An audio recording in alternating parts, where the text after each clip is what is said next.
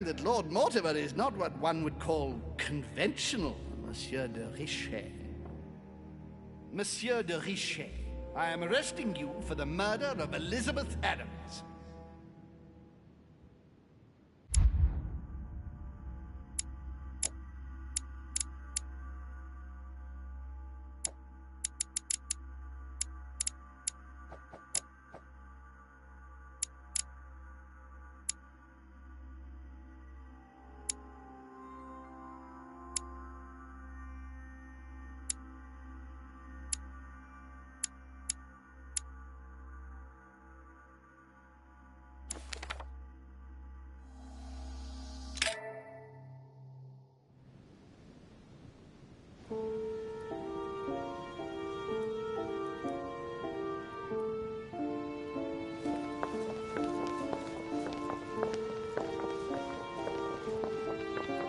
At last we meet, Monsieur de Richet.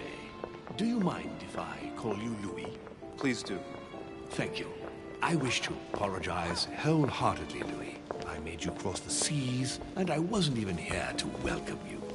When I asked you to join us here, it was, of course, in the hope that you would help us find your mother.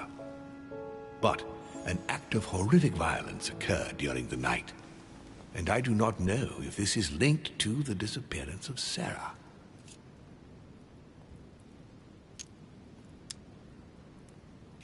If there's a possible link to my mother, I hope you'll let me know. In the early hours of the morning, Elizabeth Adams was found dead in her room, savagely mutilated with a knife. I'll get straight to the point, Louis. According to the initial elements at my disposal, you were the last person to see her alive. Yes, last night we, Do you suspect me? I want you to tell me everything that happened last night and leave nothing out. Tell me, how did the evening begin?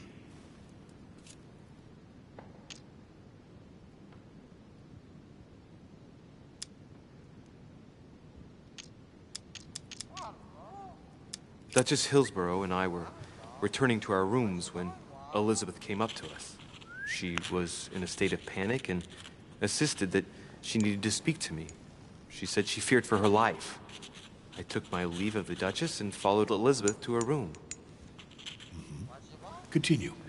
She insisted we have a drink, without which she refused to confide anything. What exactly did she want to speak about? About my mother. She had just found out that I was Sarah de Richet's son. Elizabeth wanted to tell me about the horrors my mother apparently inflicted on her. Finding out that your own parents had always lied to you. Well, that must not have been an easy thing to hear. But do go on. I refused to go on drinking with her. She already seemed drunk and her conversation became confused. So, then she ordered me to get out. If only I'd stayed. Don't blame yourself, Louis. How could you have known? But thank you for this new information. Louis, I shan't hide the fact that this tragedy puts me in a very delicate situation.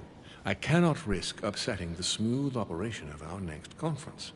But the case cannot remain unaddressed. I must reassure my guests, and justice will be done. And for that to happen, I must ask for your help. Why is that? You met Elizabeth. You spoke together, I believe. She trusted you. Listen, Louis. Find out who could have committed this murder. I refuse to believe that one of my guests is the murderer. I want to know who is responsible for this. And I trust you. You have my backing. You must stop at nothing. Can I count on you? Of course. How would you like me to proceed? Maybe you could start by going to the scene of the crime. Elizabeth was attacked in her room.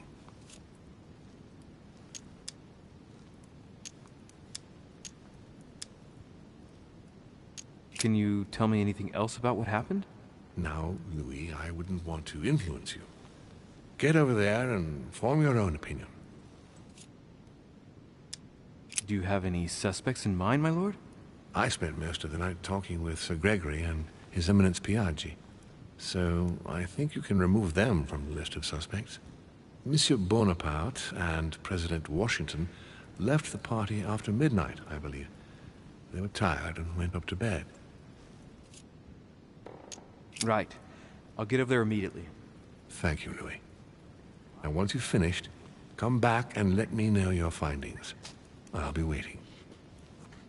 And Louis, you've got permission to search through the guests' rooms. They've all been notified and they agree.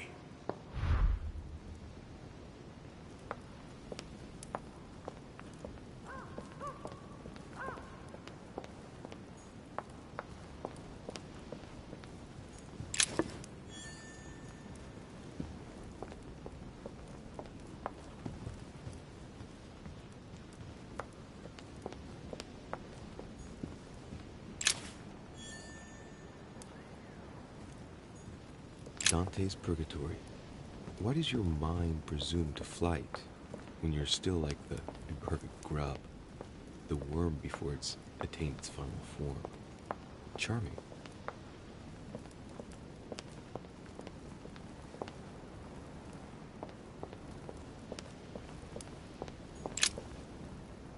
Your Eminence, I imagine that you've heard the news about Miss Adams. What a tragedy, my son. How could such a thing have happened? That's exactly what I'm trying to find out. Did you notice anything out of the ordinary last night? I saw the young French soldier, Bonaparte, I believe, hanging around near Miss Adams' room. But I would not want to get an innocent man into trouble, Louis. It's probably nothing. Not to worry, Your Eminence. If he is innocent, then he has nothing to fear. Do you know why Monsieur Bonaparte was hanging around her room like that? Well, I wouldn't be surprised to learn that the dashing young soldier had become infatuated with a fragile young woman who looked a bit lost. But I don't think he got a very warm welcome. Bonaparte and Adams?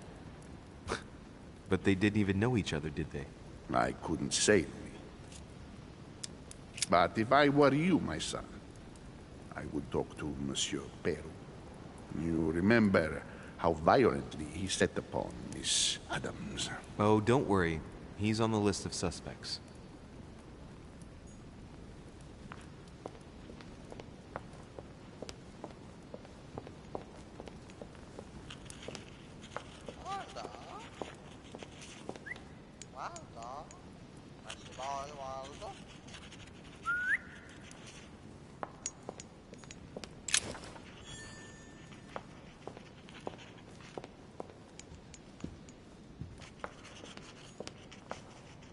The nightmare painted by Fuseli in 1781.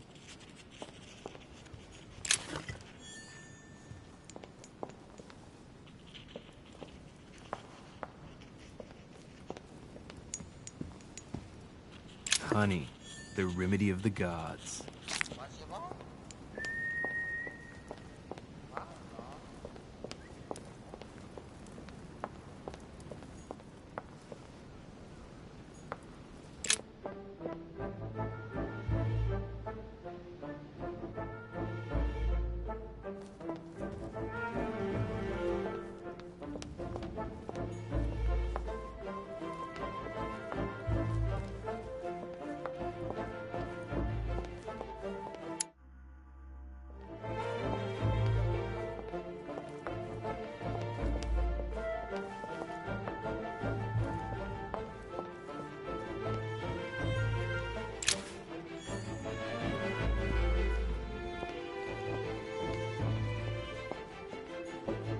Jacques Peru.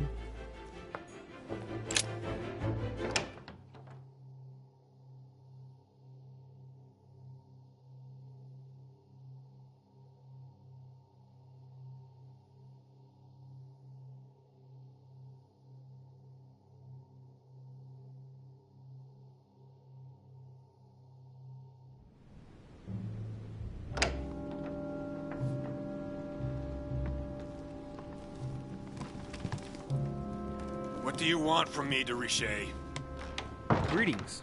It's fallen to me Cut that... the crap! Get to the point. We both know why you're here. And have you got anything to tell me? What does it matter? It's too late anyway. Do what you have to do and get out.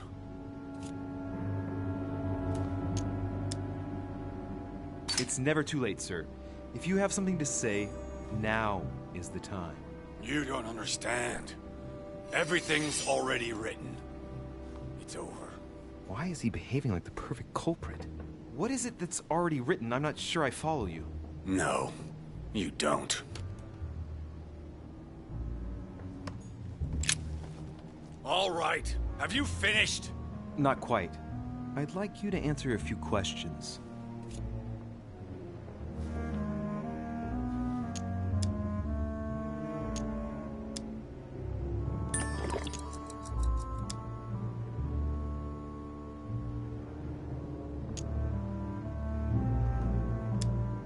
Two days ago, I surprised you having a go at Miss Adams. What happened? Did you want to give her another beating? She wouldn't let you push her around again, huh? Shut up, you little shit! You have no idea what happened, and here you are, carping away. You think you're investigator of the year. Have you taken a look at yourself, Derisha? Didn't you get enough beating her black and blue the last time? I did not!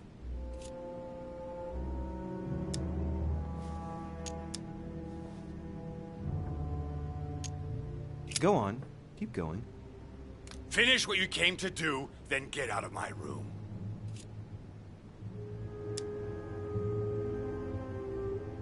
Let's get right to it.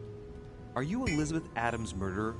That is for you to prove, if I'm not mistaken, boy. You weren't expecting me to do all the legwork for you, were you? Lazy man. Goodbye, sir. We shall meet again. Probably. A pattern with 4 circles.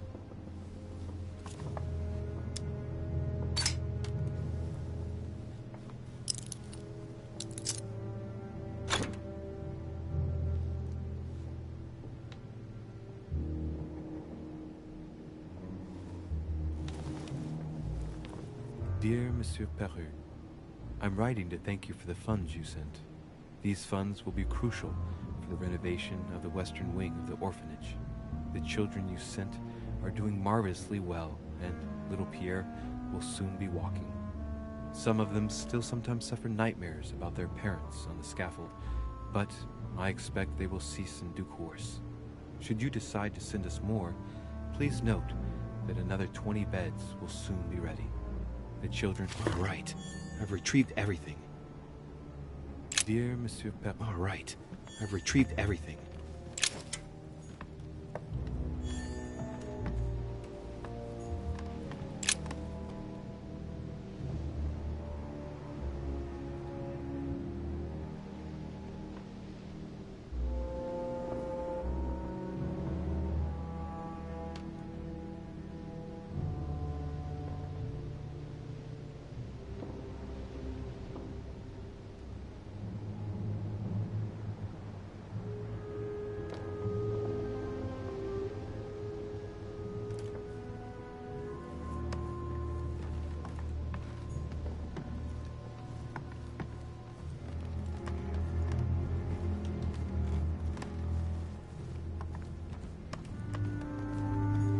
Dear friend, please come and join us.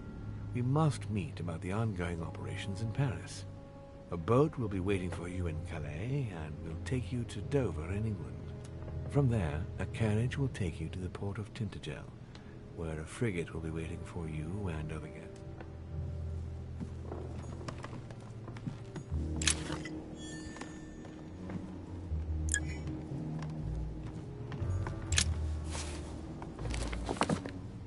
Records of the police. Notes intended for the police lieutenant of Paris. It's a list of people under surveillance in Paris. And there's some well-known names on it. This is valuable information. This shouldn't be lying around.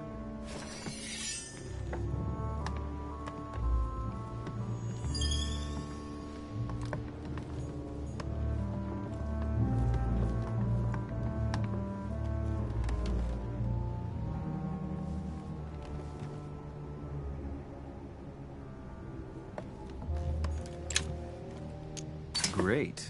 Honey.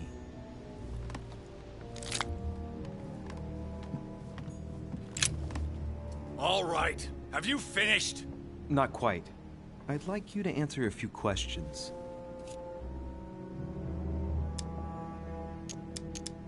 I'd like to talk about the letter you're writing.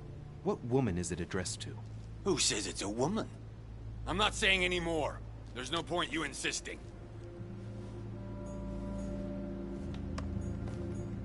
Nice decor for a revolutionary tribunal judge's room. The Massacre of the Innocents by Rubens. A bit gloomy. Guess my room is not that bad.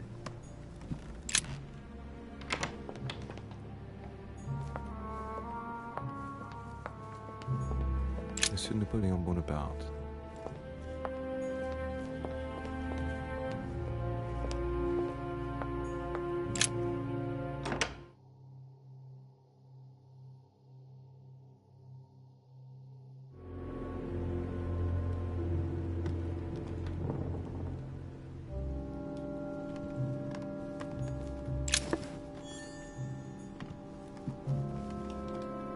The Prince by Machiavelli.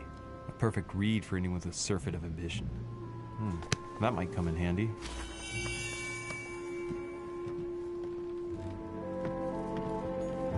A bicorn decorated with a cockade. It must belong to a French soldier. Hannibal crossing the Alps. Another military success. Why do I get nothing but visions of horror in my room? And he gets victory after victory? Honey, I couldn't have hoped for better. The Battle of Alexander at Issus, or how Alexander the Great triumphed over King Darius. Yet another one with delusions of grandeur. Carmelite water. They say that if you drink this, it gives you a real boost. My dearest son, I'm writing to implore you to act quickly. The situation is rapidly worsening here. Paoli continues to steer our motherland, Corsica, toward open warfare between France and England. His men are everywhere. We are obliged to go into hiding and are unable to remain in the same place for more than 2 days. I wouldn't be surprised if they targeted us soon. Make haste, my son. You hold our destiny in your hands. Your loving mother, Maria Letizia Bonaparte.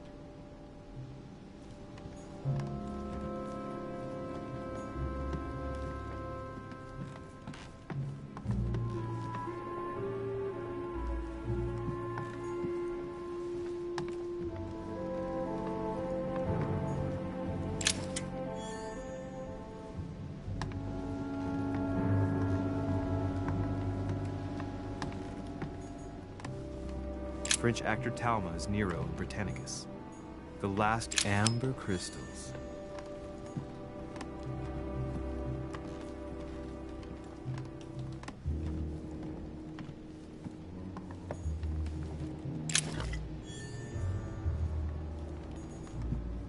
My dear Napoleon, as previously agreed, I would like to ask you to join us in January on my island to participate in the High Society meeting organized for the occasion. We shall be able to continue our discussion about our project for a new order for France.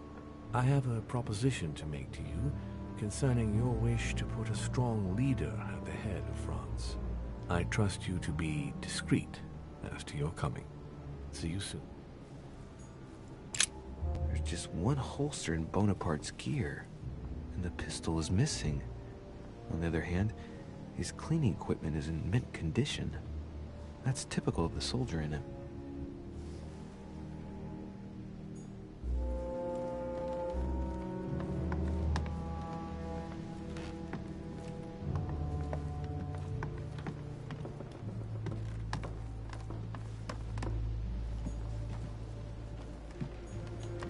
It's a beautiful weapon.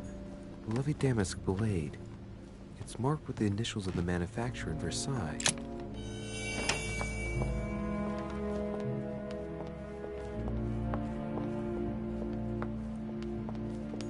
Duchess Emily Hillsborough. Duke Manuel Godoy.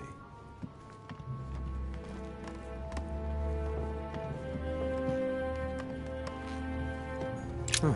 That's me. Monseigneur His Eminence Cardinal Piaggi.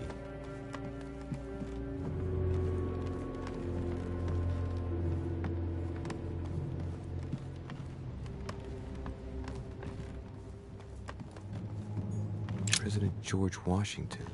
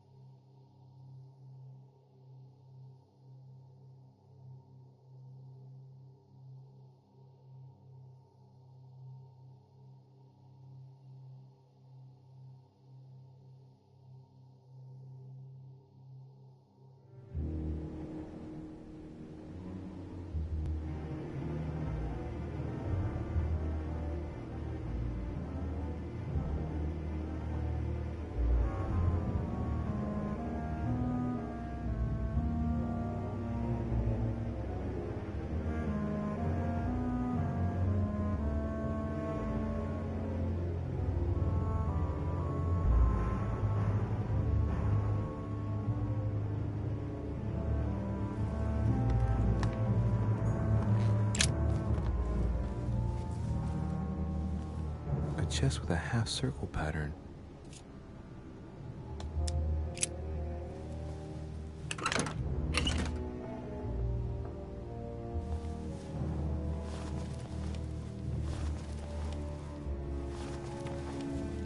An untutored hand copied these notes. Looks like a healing method. Well, that's a pity. The writing is barely legible.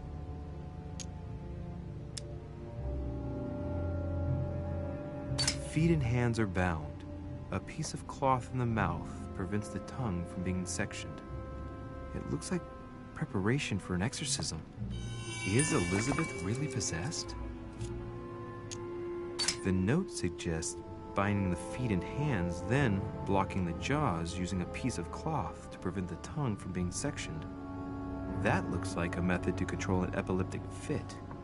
I wonder if Elizabeth is the one being treated for that illness.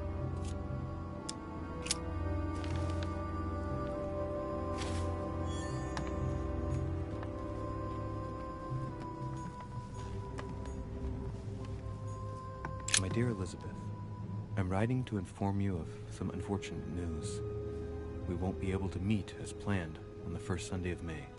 I've been told that you're no better, and, unfortunately, your brothers and I are absolutely snowed under by the work required to govern this new country. Please excuse us. As soon as we can get free, even if it's just for a day, I promise we shall come and see you. Your loving father, John Adams. P.S.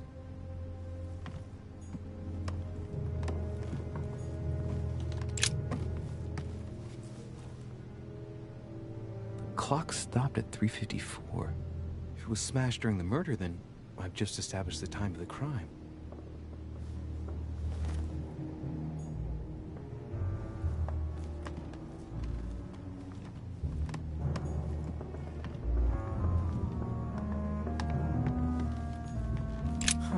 The talisman that I gave back to Elizabeth. Can't exactly say it brought her good luck.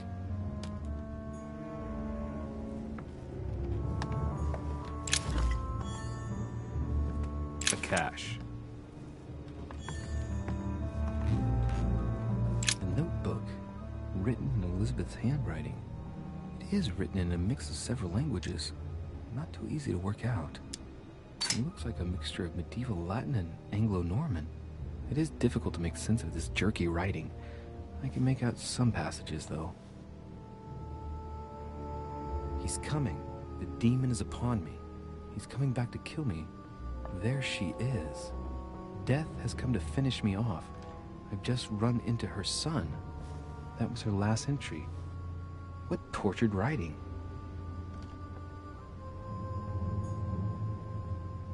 A novel of the initiation of a young woman into polite society. June 11th, 1791.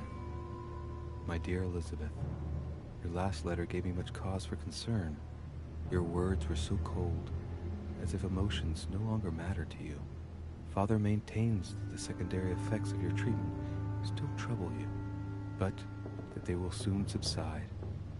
Should I believe him? I cling to the belief.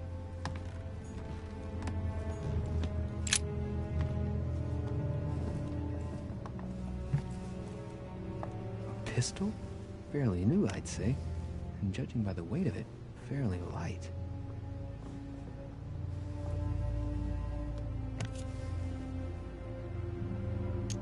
A tribute engraved on the barrel. To the liberators of France. There's a few dried traces of blood on the grip. Difficult to know for sure how they got there. It's extremely well maintained. The barrel is perfectly clean. It isn't loaded, and there's no traces of gunshot residue. I'd conclude that it hasn't been used recently. Right. I shall have to find its owner.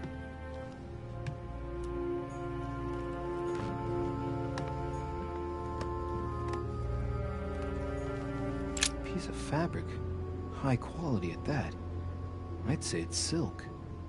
Going by the texture and the gray hue, it must come from a dress, that kind that women of quality wear.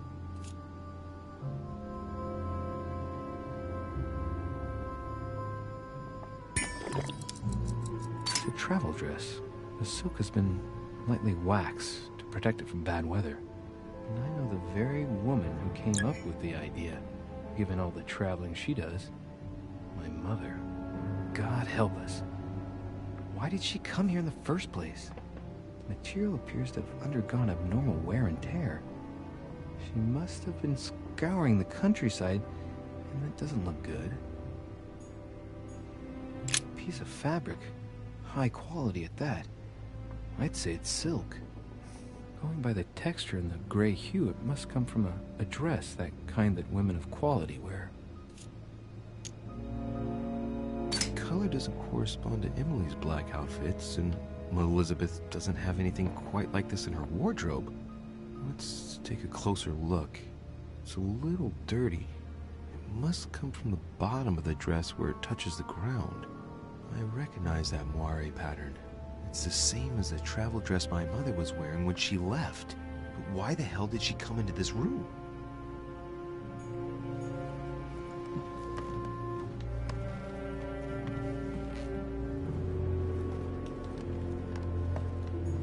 A pentagram? What the hell's been going on here?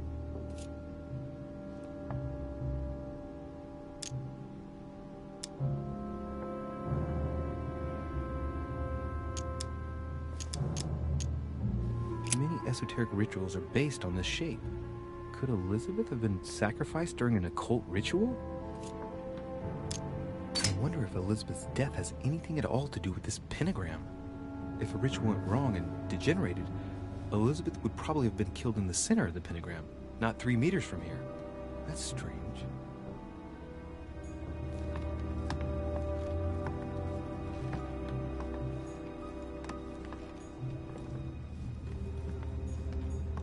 Honey, I couldn't have hoped for better. Vials of laudanum. The label shows that this laudanum comes straight from America. I wonder if Washington's involved. Large quantities could knock out a bull. Could Elizabeth have been drugged? If the body wounds are anything to go by, then clearly not. She put up a fierce fight.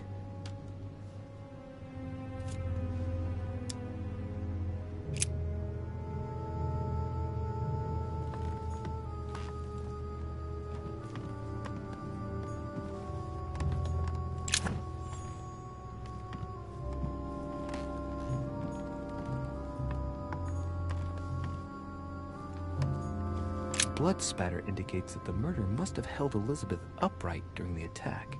Even if Elizabeth wasn't very big, I doubt she wouldn't have put up a struggle. It takes tremendous strength to overpower someone like that.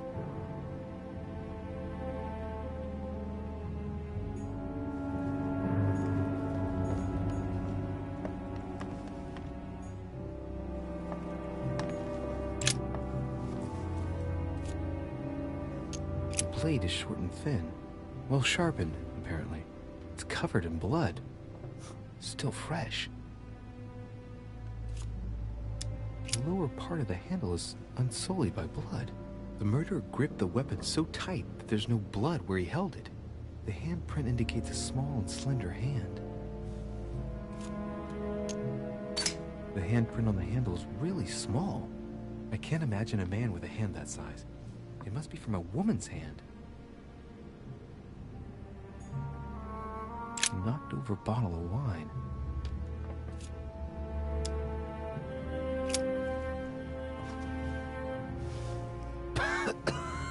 Same thing Elizabeth served me last night.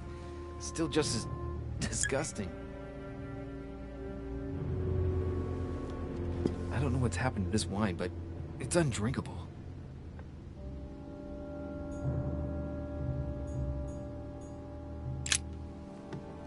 Poor girl bled to death.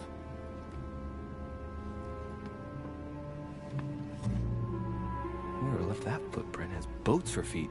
That's at least a size 15. Where's a size like that here? Peru? Washington, maybe.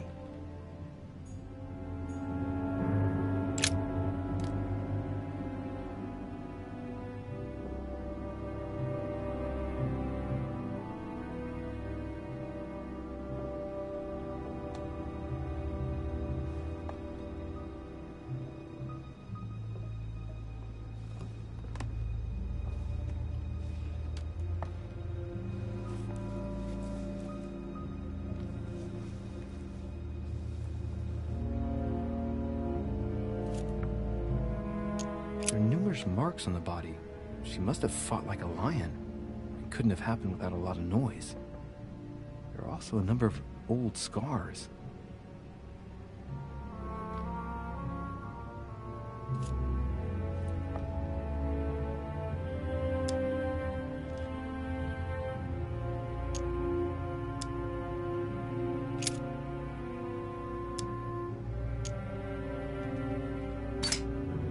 Ancient Greek.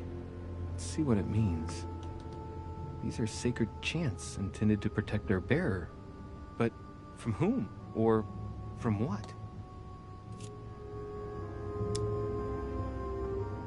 She had the sigillum de Ameth tattooed on her, the symbol of the living God, written in the language of angels, according to believers. It is rare for someone to know about symbols like this at her age, unless her mother was a tutor.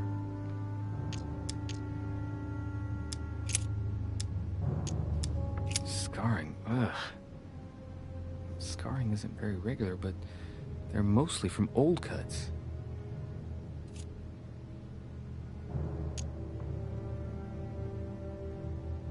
People who scar themselves in this way generally do so to relieve some kind of psychological suffering. By trying to master the pain, they establish their self-control.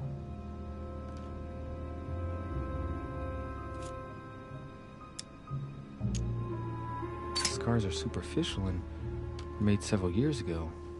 She wasn't trying to take her own life.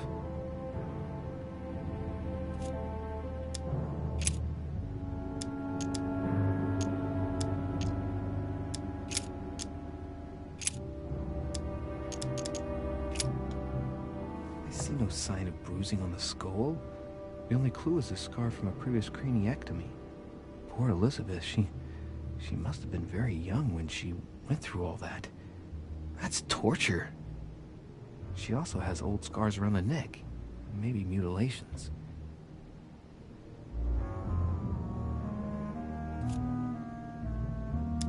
She bled from the nose.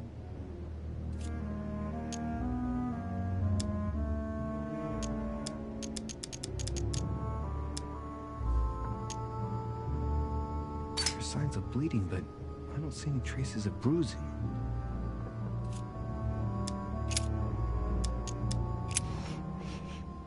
What a strange smell.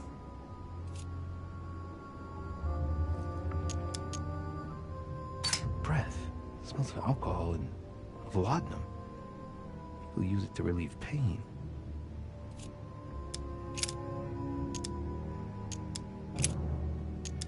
Blood, but no trace of blows on the legs.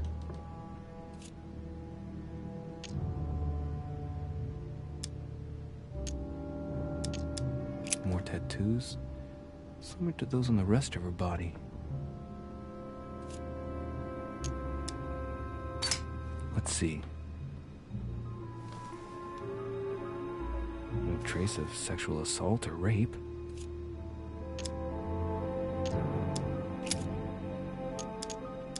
I count no fewer than 9 wounds on the thorax, with a lot of blood. At first sight, I'd say that's what caused her death. Some of these tattoos are veritable works of... What's that? The skin between her breasts is different. Bloody hell! This tattoo was drawn on a page of leather and stitched onto her skin. Probably during childhood, if the scars are anything to go by. It's the same kind of tattoo as on the rest of her body.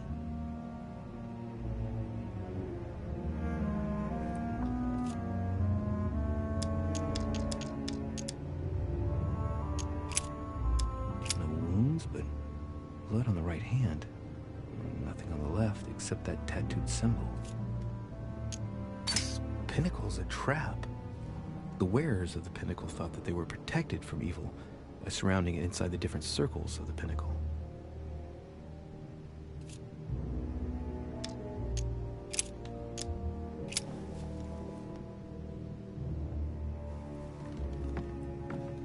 Has Sir finished with this room? Do you know who could have made such a mess of this room? Miss Adams, sir. We were given orders to leave the room as it was, so as not to rush her. Did she have a fight with someone to get the room into this state? Not that I know of, sir. Miss Adams would sometimes throw a tantrum, during which she would destroy anything that came to hand. Lord Mortimer told us not to enter the room. Thanks for that information. You are welcome, sir.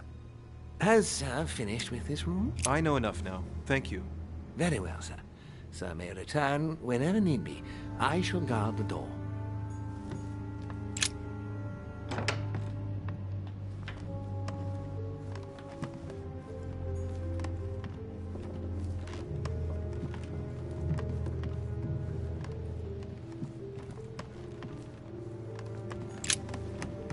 Good day, Monsieur de Richet. Mr. Volner, are you looking for anything in particular? Next to Elizabeth's room? No, nothing special.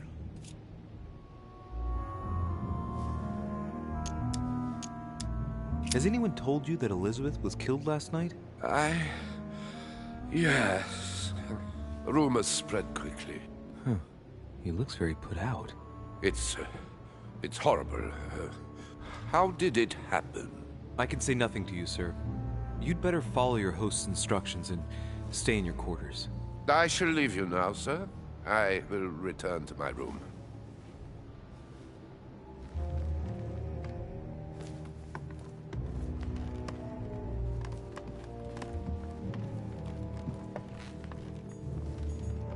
President George Washington.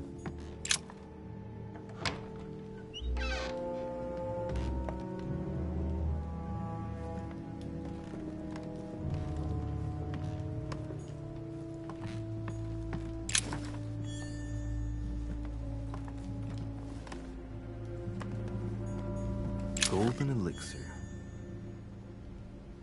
A map of Vermont.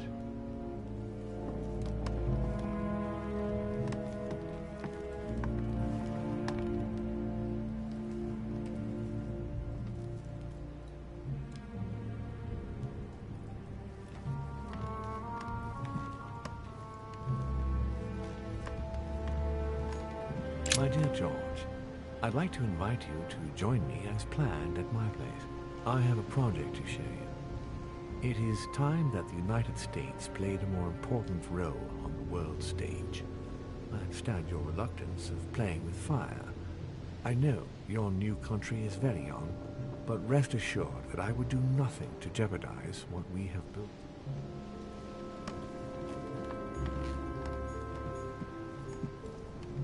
A map of Connecticut.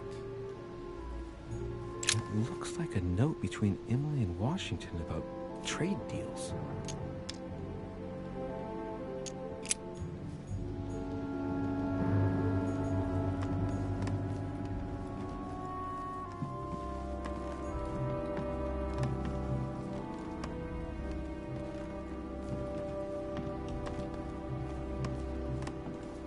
portrait of George Washington.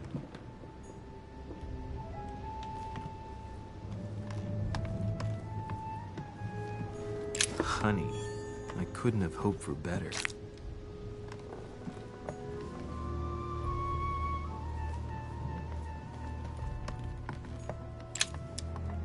It's Carmelite water. They say that if you drink this, it gives you a real boost. My dear George, It looks like a note between Emily and Washington about trade deals.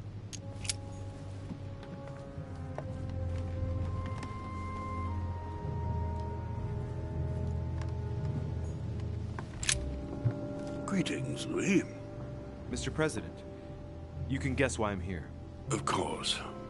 Lord Mortimer has sent me to ask you a few questions about last night. It's... How am I going to tell Elizabeth's father that she's dead? I know, Mr. President. I shall endeavor to find out the truth about this tragedy. I must ask you to help me, though. Please. Find the degenerate pig who did this, Louis.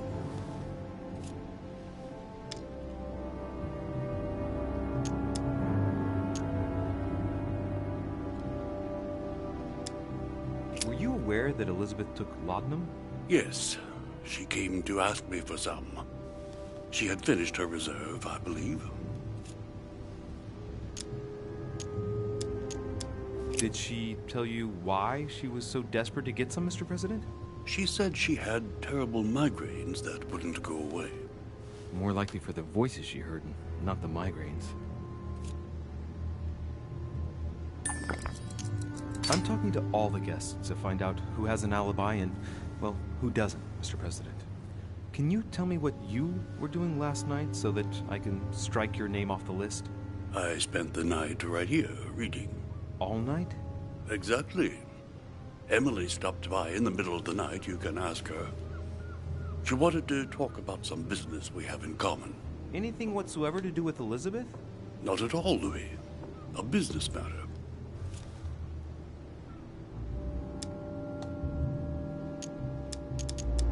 Tell me, Mr. President, had you spoken to Elizabeth since your arrival? You know her father. You thought she was dead. No, I didn't. And I believe I'll be taking my remorse with me to my grave. I wanted to, but I didn't know where to begin. You can't blame yourself. You couldn't have known that her days were numbered. Are you all right, Mr. President? Are you feeling all right? Oh, don't worry. It's this rotten toothache. What do you expect? I'm no spring chicken now. Do you know if she had any enemies, Mr. President? Not that I know of. I heard about her altercation with Mr. Perry, but that case was closed if I'm not mistaken. But if in doubt, I wouldn't leave any door unopened. And I'd go and question your fellow countrymen. Don't worry. Countryman or not, I'm not letting anybody slip through the cracks. Do you know why she came to the island? To get help, if I'm not mistaken. Isn't that right? Indeed. Sir Gregory suggested to her father that he introduce her to Lord Mortimer to see if he could help her.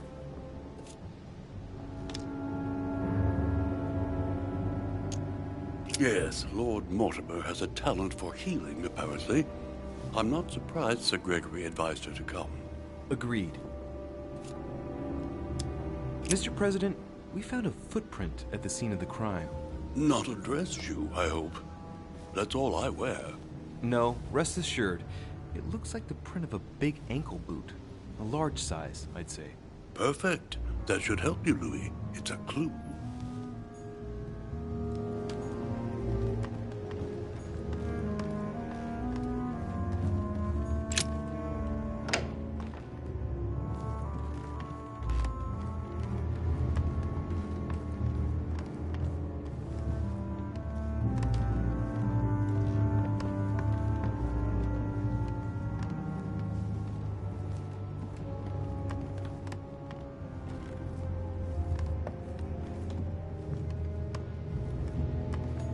Monseigneur, His Eminence Cardinal Piaggi.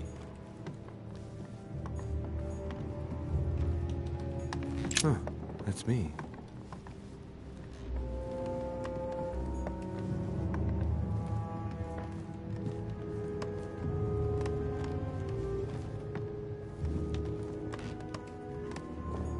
Duke Manuel Godoy.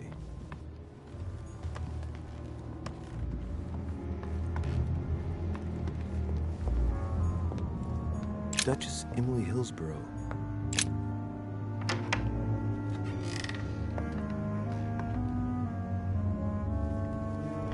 King George III in coronation robes. Nice touch for the room of an English duchess. Tending children at the orphanage in Harlem. I find it a little hard to understand this painting choice.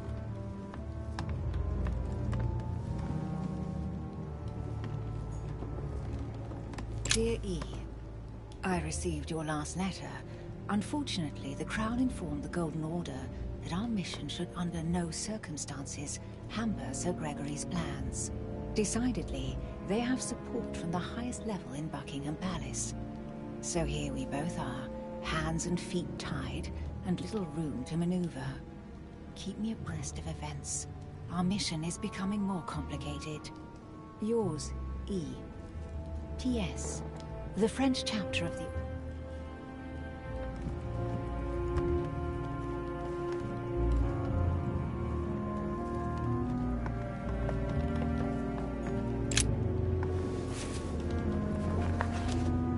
Grammar of Port-Royal. Ah, the artistry of the French language in all its splendor. Whoever masters French commands the world. At least une partie of it.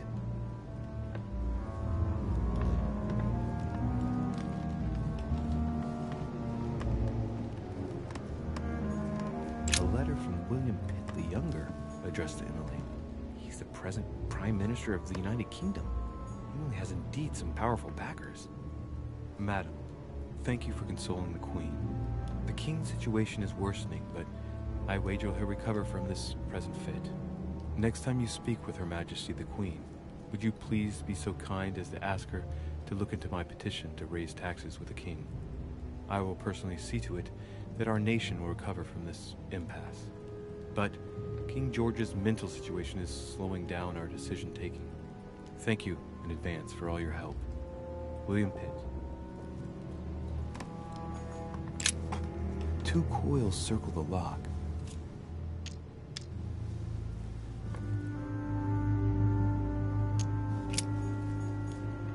A letter from William Pitt the Elder addressed to Emily. He was the English Prime Minister. This letter dates from 15 years ago now. Madam, I shall never thank you enough for all your care and attention. I shall be indebted to you until my last breath. If you have any request of me, you only need ask. With regards to my son William, I shall never thank you enough for looking after him. You know the latter's preferences, and you will understand he needs you desperately. For that, and as agreed with Queen Charlotte, our friend Duke Hillsborough will carry out his task and meet with you within 6 months. From then on,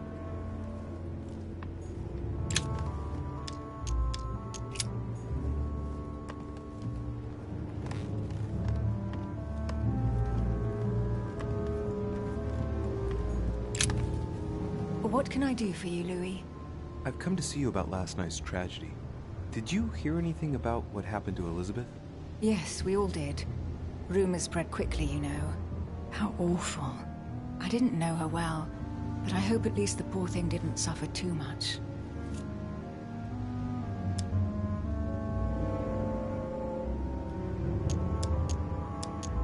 Death came quickly. You can be assured of that. If such a senseless act can happen here, then none of us is truly safe anywhere. Lord Mortimer must be mortified that one of his guests could have committed such an act, don't you think? He is indeed very upset about it. It's only natural after such a violent murder. Violent? What do you mean? Elizabeth was stabbed 9 times. Oh my God, Louis. How awful. The murderer must have had a serious grudge against her to set upon her like that. It must have been a crime of passion. Do you know what happened exactly? In fact, Lord Mortimer has asked me to look into this case, Emily. Really? Are you Lord Mortimer's snoop now? I'm doing it for Elizabeth, not to please Mortimer. Good for you. Quite right, too. Have you found out anything?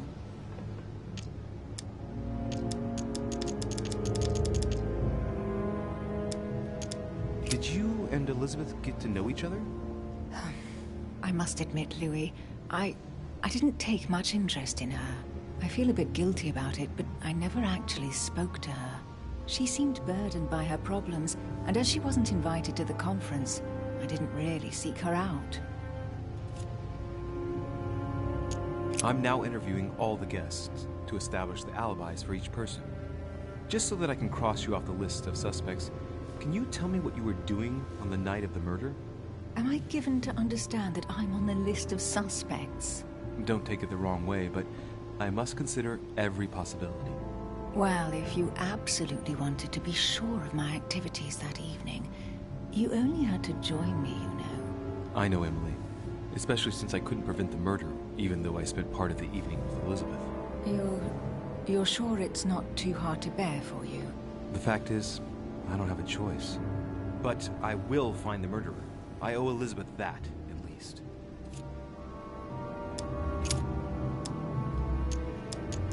We found the murder weapon. What is it? A dagger, quite slim. Have you found its owner? Not yet. Still searching as it happens. That said, since the blade penetrated the body several times, the murderer's hand will have been covered in blood. You think that's a clue? The handprint was a very slender hand, Emily. Probably that of a woman.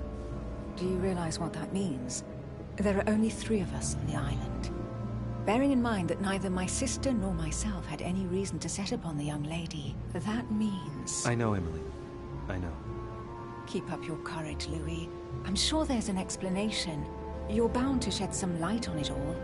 If what you say is true, Emily, I'm less and less enthusiastic about shedding any light on the subject. I found a torn piece of dress in Miss Adams' room. Gray silk. Where's it from? That's what I'm trying to find out. The color doesn't match any of Elizabeth's dresses, but I might not have found all of her clothes yet. Good Lord, Louis, do you realize what this means? If this piece of dress isn't from Elizabeth, then it's... I don't have any grey silk dresses, Louis. Neither does my sister, since we wear the same clothes. Yeah, that's exactly what I wanted to check with you. I'm so sorry, Louis. Thank you. Are you all right? You know, I'm sure there's a good reason why your mother was at the scene. Thank you, Emily. I won't keep you, Emily. Thank you for answering my questions. See you, Louis.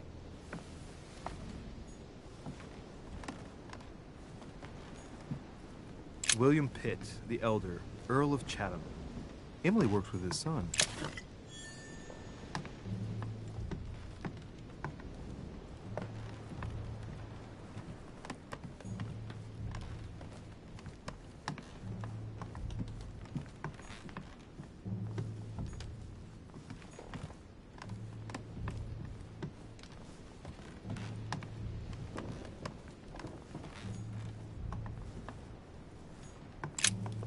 Two coils circle the lock.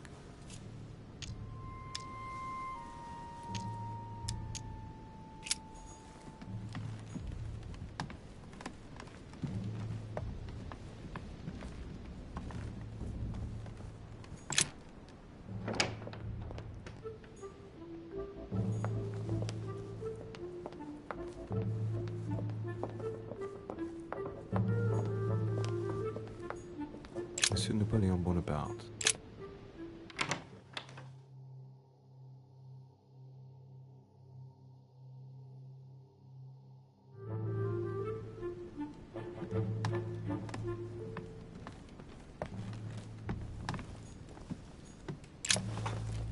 Monsieur de Richet, please be quick. We are both very busy. As any good soldier would, I imagine you own a firearm. May I see it? Oh, well, if you really want to, here is my pistol. Don't worry, it is not loaded. Do you have several of these? In Corsica, oui, but not on me when I am traveling. Only a bandit would carry such an arsenal. Thank you. Someone saw you not far from the victim's room. Can you tell me what you were doing exactly, please? I can tell you that someone is an idiot. I wanted to warn her to be careful. You see, on the night of my arrival, I saw someone leaving her room in haste. and I wanted to speak to her, to warn her. Unfortunately, the young lady slipped through my fingers each time. Now I know why. She had every reason to be worried. What an idiot I was not to insist. I could have helped her.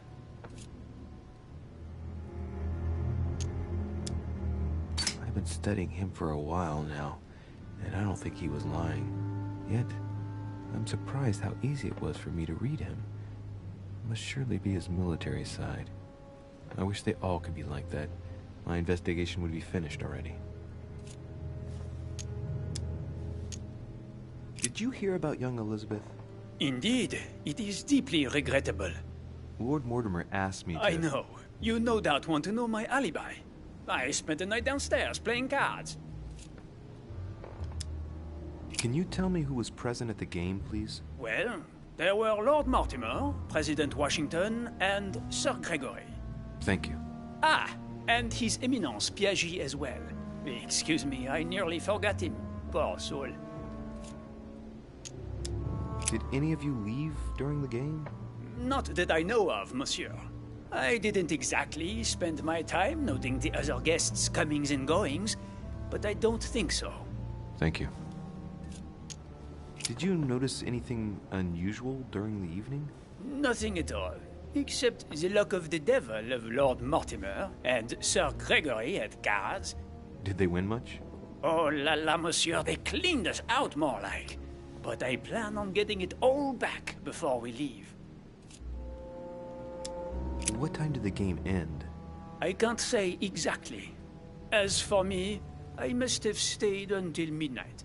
I was exhausted, couldn't think straight, so I preferred to go up to bed. On your way up to bed, did you notice anything out of the ordinary? No, not in the least. The whole manor was sound asleep. Not really. No. Well, have we finished, monsieur? Exactly. Thanks again for all your answers. Good day.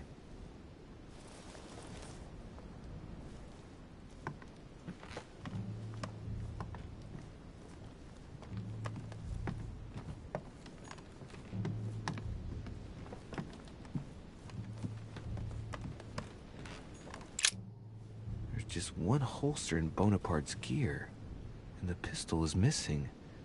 On the other hand, his cleaning equipment is in mint condition. That's typical of the soldier in him.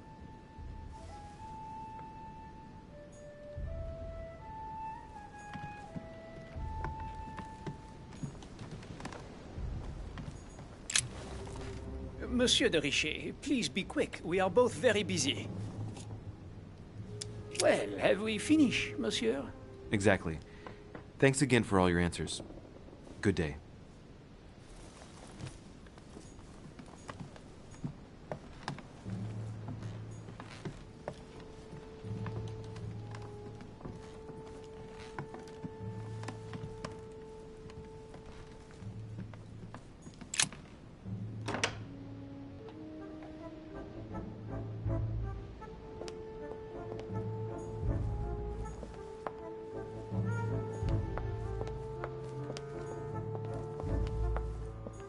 Sir Jacques Perru?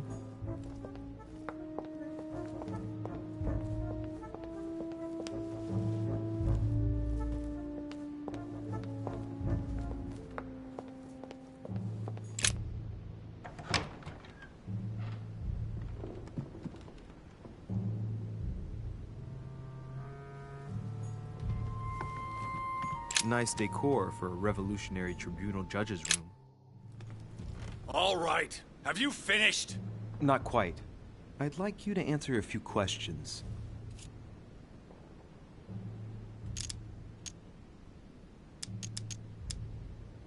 I know you were at the scene.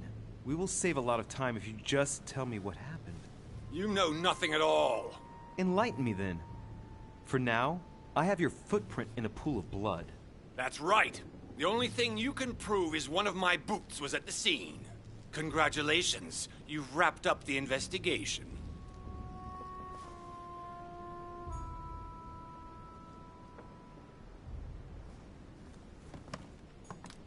Dear Miss... All right. I've retrieved everything.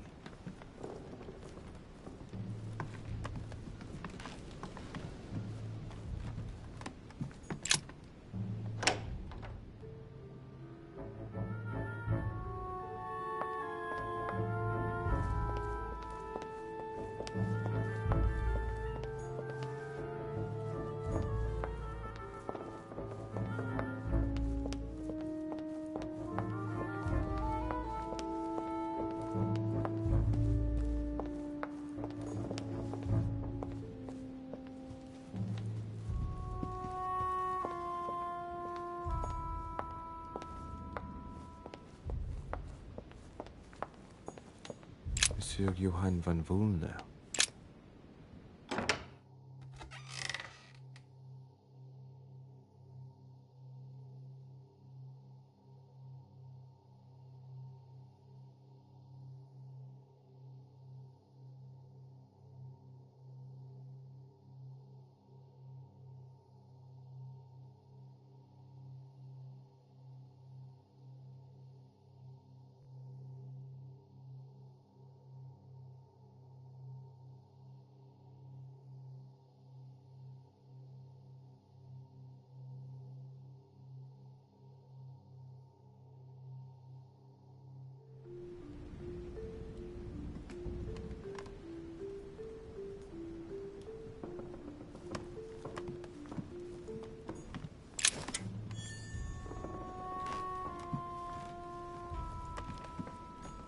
The alchemist is a young man.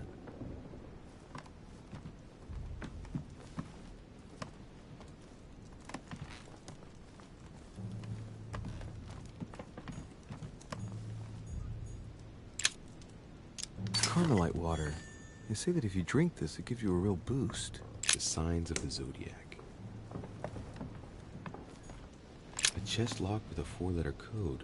Surely a word close to the owner's heart.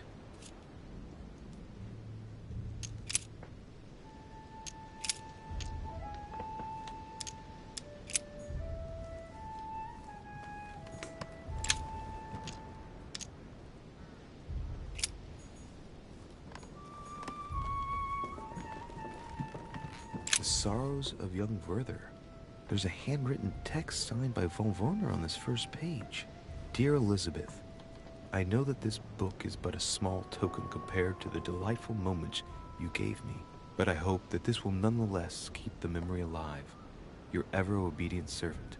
So, Volner had a relationship with Elizabeth, but that's hardly surprising given his fondness for the occult. A table of alchemical symbols. Someone circled the zinc symbol.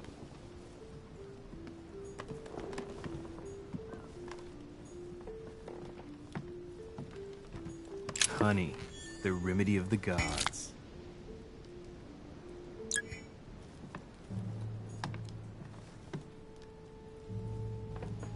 The signs of obscurantism.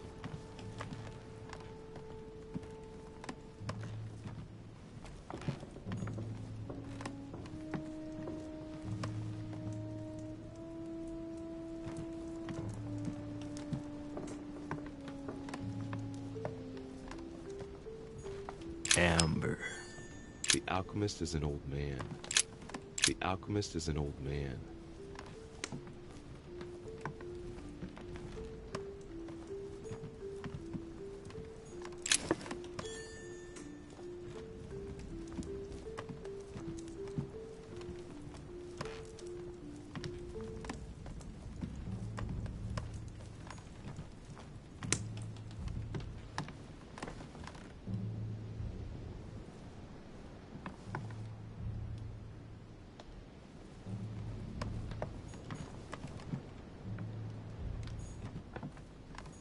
A chest locked with a 4-letter code. Surely a word close to the owner's heart.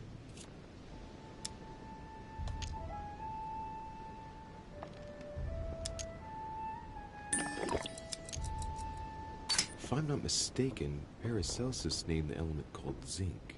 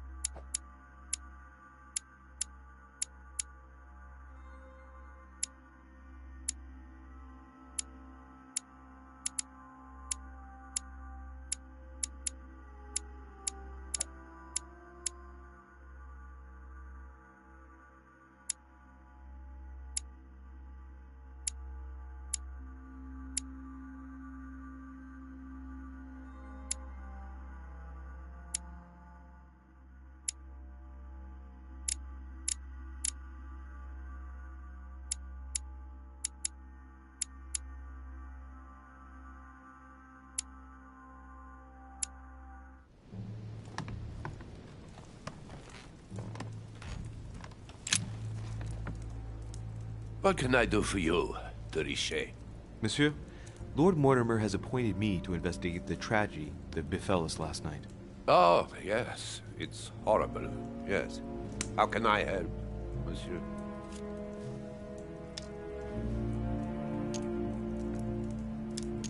Where were you last night? In my room. I read a few ancient manuscripts before going to bed. But I didn't stay up long. I was tired. Thank you kindly. Excuse me for asking, but did you know Miss Adams? Oh, she... not really, to tell the truth. No. I found the Werther dedication, signed by your hand, monsieur. Would you like to change your version now? Be careful, Richet. Don't push your luck. My relationship with Miss Adams was pure, and has nothing to do with you. Well, continue playing the detective as you see fit. But if I find the bastard who did that to Elizabeth, I will... Yes! I would have preferred a simple response, but I see I have my answer now.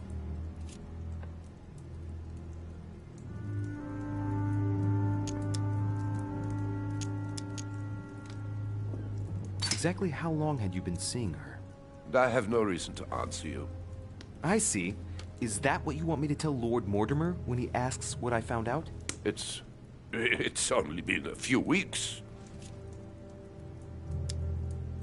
Please, tell me a little more about the nature of your relationship. That is a personal matter, monsieur. Yes, that is true. So, tell me. All right. It was passion. That's why we couldn't stay together. It scared her.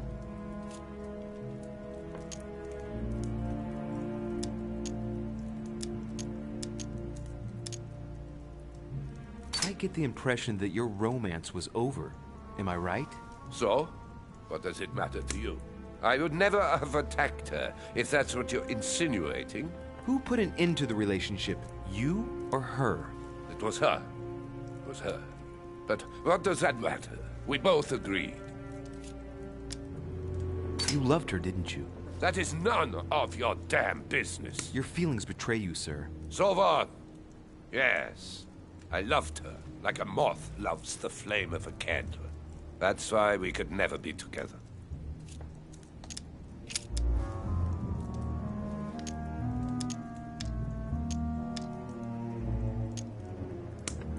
Where were you last night? In my room. I read a few ancient manuscripts before going to bed. But I didn't stay up long. I was tired. Thank you kindly. We finished. I'll have a look around and then take my leave. Do whatever you have to do.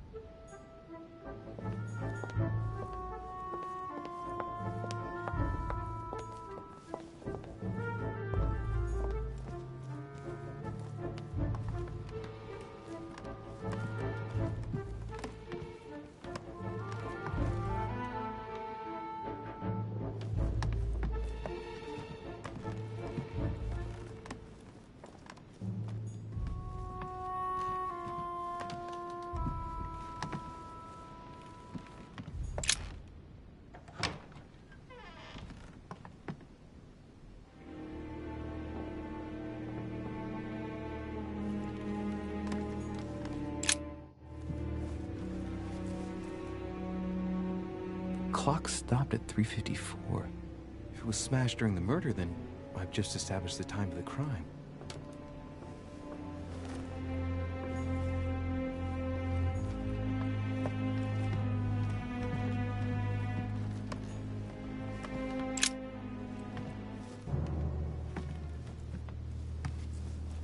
A pistol?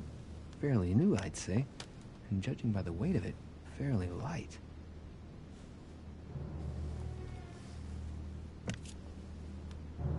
Right. I shall have to find its owner.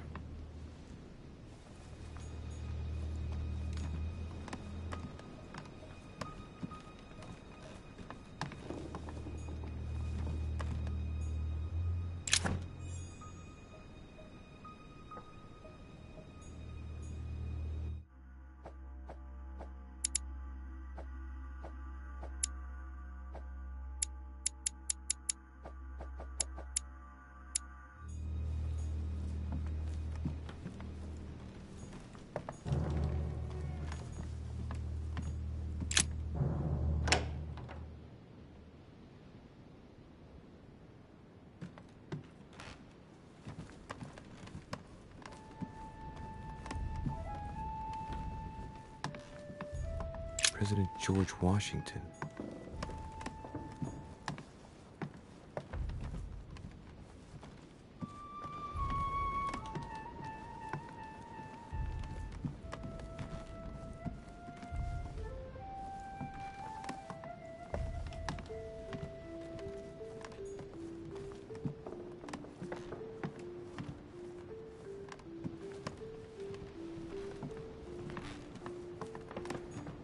Monseigneur, His Eminence Cardinal Piaggi.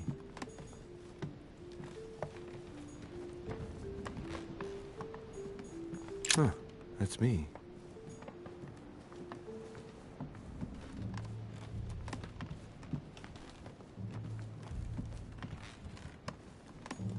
Duke Manuel Godoy.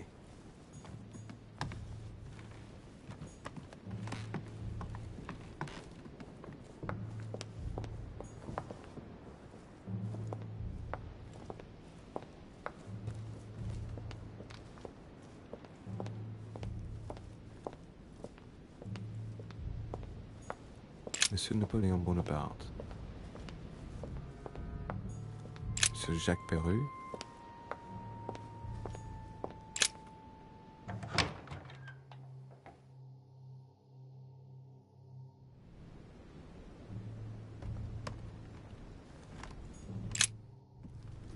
All right. Have you finished?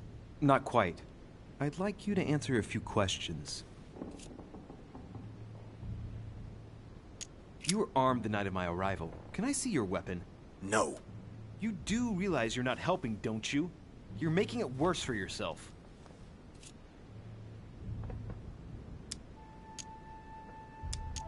Goodbye, sir. We shall meet again. Probably.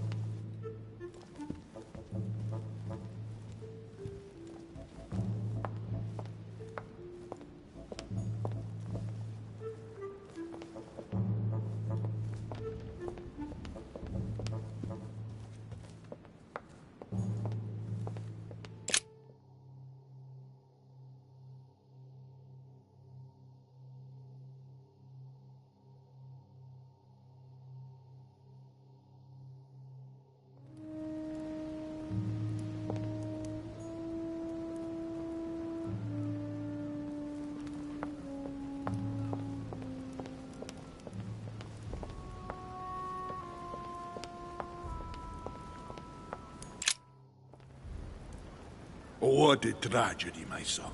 How could such a thing have happened? That's exactly what I'm trying to find out. Did you notice anything out of the ordinary last night? I saw the young French soldier, Bonaparte, I believe, hanging around near Miss Adams' room. But I would not want to get an innocent man into trouble, Louis. It's probably nothing. But if I were you, my son, I would talk to Monsieur Perry. You remember how violently he set upon Miss Adams. Oh, don't worry. He's on the list of suspects.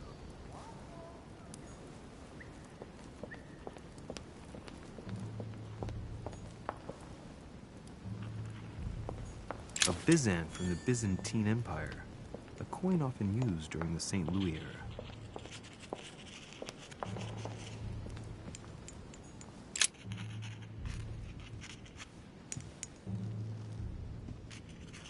I've come to speak about the findings of the investigation, my lord.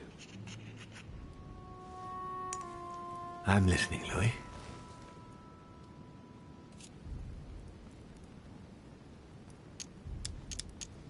Will you remind me of the facts we already know about? Elizabeth Adams was killed last night, but Piaggi was with Holm and I until late at night.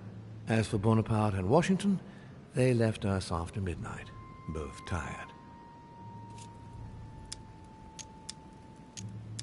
I'm sorry, my lord, but I don't have any evidence conclusive enough to allow me to name the culprit with certitude. Really? I see. Well, that's your decision, Louis, and I accept it. Given the distinguished guests and the sensitive political issues involved at the conference, I trust you'll leave me to conclude the case in my own way. Right. It's time we spoke about your mother, Louis.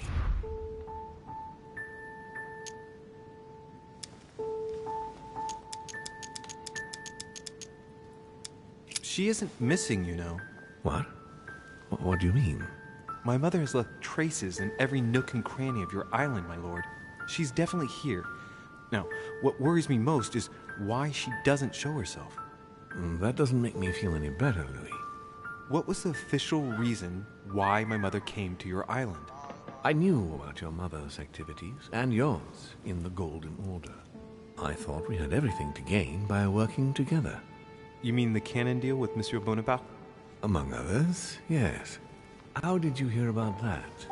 Monsieur Bonaparte came to speak to me about it yesterday, during lunch. I see.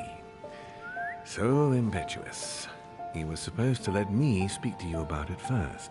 Our friend Napoleon desperately needed financial backing to properly equip his army. I took it upon myself to back him because I have a firm conviction that he can go far. We shall see. However, there's one thing that surprises me.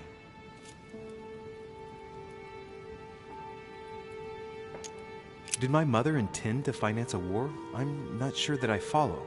No, your mother's aim was not so much to partake in a war, but rather to make Monsieur Bonaparte accountable. France is in turmoil, and having the support of a military man can often come in handy, Louis. You'll see. Once this deal was closed, I had big plans for Sarah. Such as what? You see, I've invited several influential figures on my island to present them with a project at the conference. It will be presented later today. I thought that the Golden Order had a role to play, and I still think so. I was hoping Sarah would be able to join us. I see. Indeed, if by chance your mother decided not to return to us before the conference, would you do me the great honor of attending? If only to follow the deliberations while waiting for her to duly take her seat. Why not? We shall see. Ah, thank you so much. In this way, you'll be able to keep your mother informed of what is said. There's something else I'd like to briefly go over. Earlier, you asked me the official reason for your mother's presence here. Is there an off-the-record reason why your mother came here?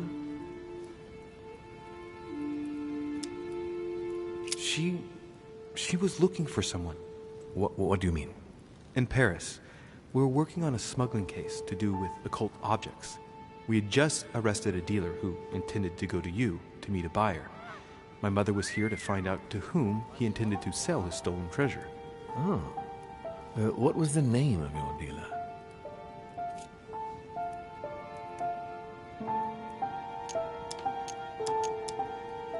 The dealer was called von Burchard.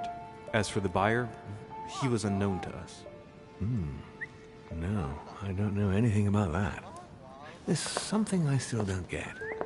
In your opinion, why would your mother remain in hiding over several weeks?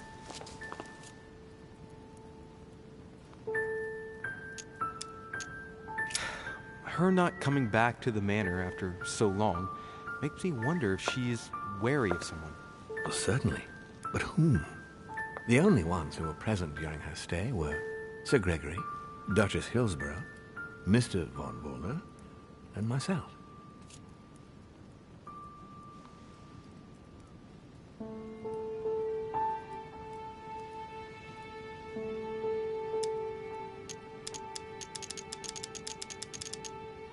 You forget Elizabeth Adams, my lord. That's true. But Gregory and I arranged it so that they wouldn't run into each other. I thought it had worked. Do you think that your mother felt she was in danger because of Elizabeth? It's possible. The only thing I can tell you is that Sarah had indeed changed. At the beginning of her stay here, we enjoyed spending time together, solving the world's problems.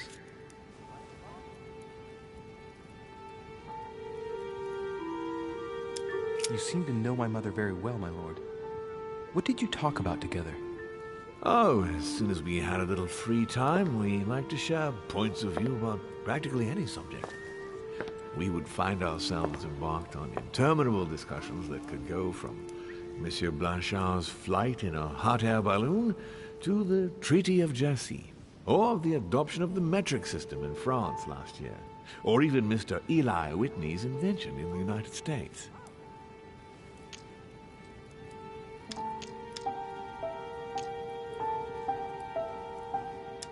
My mother must have undoubtedly taken great pleasure in these exchanges.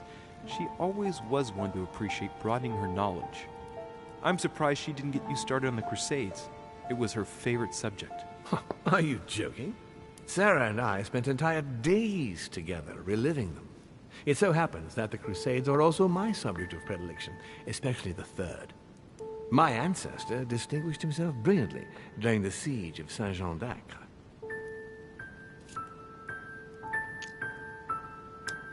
Unfortunately, my lord, the Crusades are not my chosen field.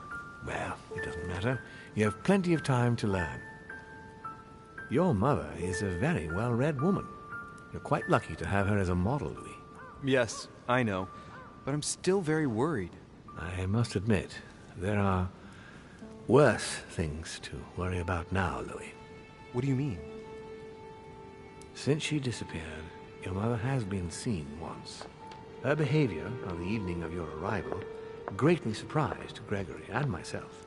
She resurfaced to attack Emma, Emily Hillsborough's twin sister. And she shot her with a pistol. Then, before Gregory could intervene, she ran off and disappeared again. I beg your pardon? Hang on. That means my vision on the wharf, it was actually happening inside the manor. Mother shot Emily's sister? The very person she came looking for? Why would she do that? Excuse me, but between that and the childhood of Lady Adams, it's all a bit much for me to cope with. I need to piece it all together again to see things more clearly. You said that you spent a lot of time talking together at the beginning. What happened for that to change? I'm afraid I haven't much to tell you.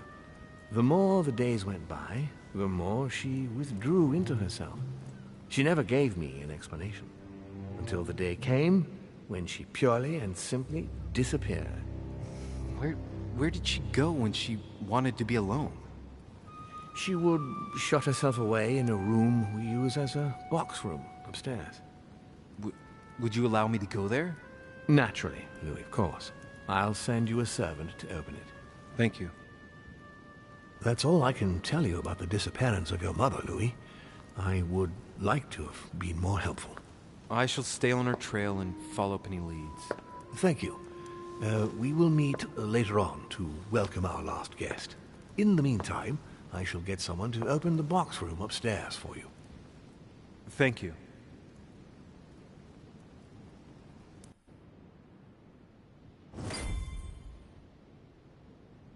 The room is just opposite Mortimer's study.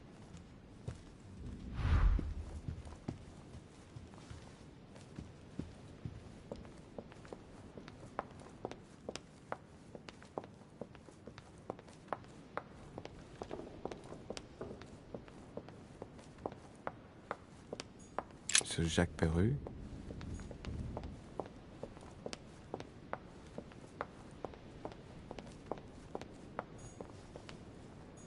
Duchess Emily Hillsborough. Duke Manuel Godoy.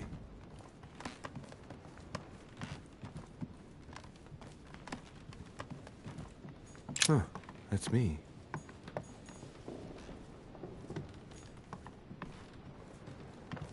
Monseigneur His Eminence Cardinal Piaggi.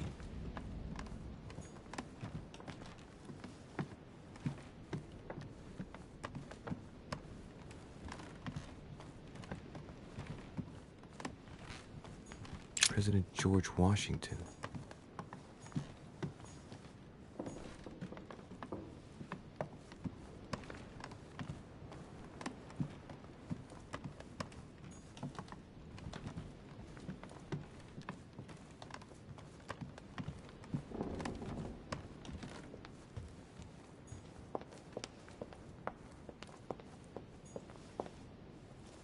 Monsieur Johann van Volner.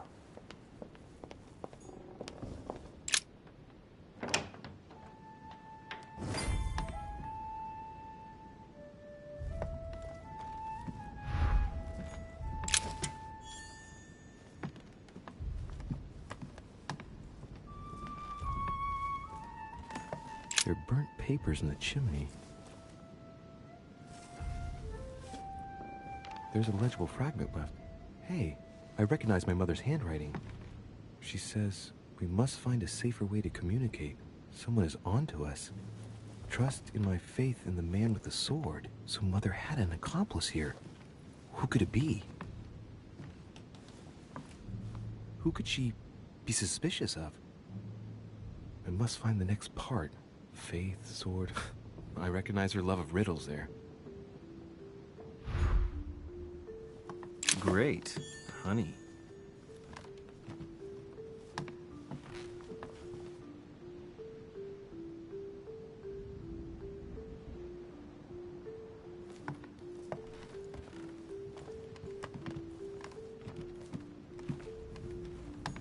Dante's Paradise.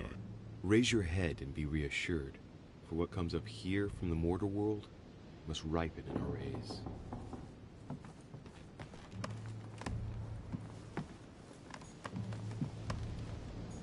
What is this disc?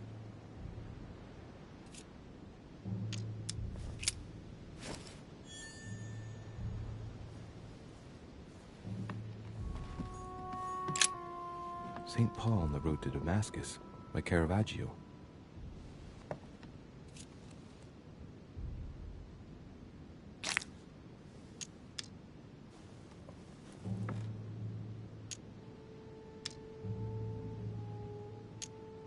Caravaggio attained a magnificent command of black and the play of colors too.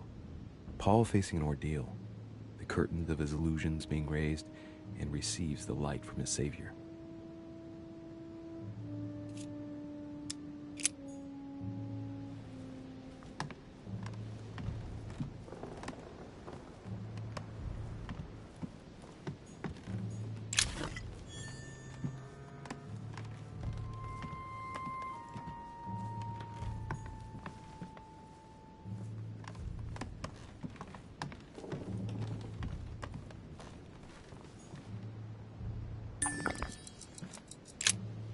St. Paul on the Road to Damascus by Caravaggio.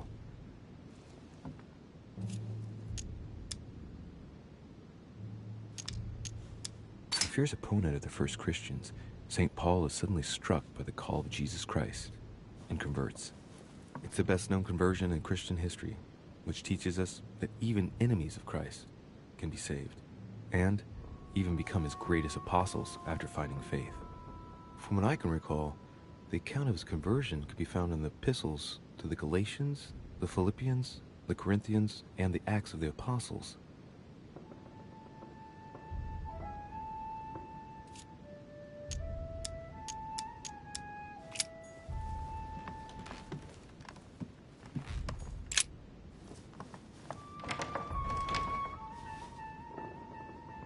The door appears to be locked on the other side.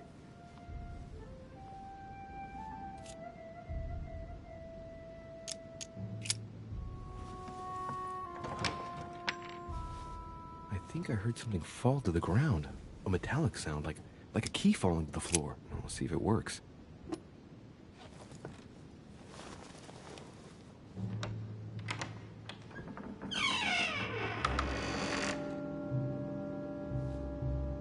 It's open.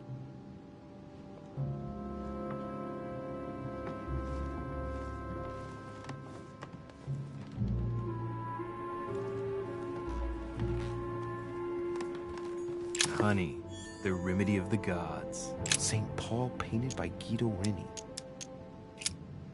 St. Paul is shown holding a sword. Strange. There's hardly any dust, as if the painting's been cleaned recently. There's a small inscription engraved on the frame. Let's take a closer look. This is how Paul spoke to his pilgrims from Rome. Just above that, someone's written down the figure 11 on the painting and underlined it twice. No, what does that mean?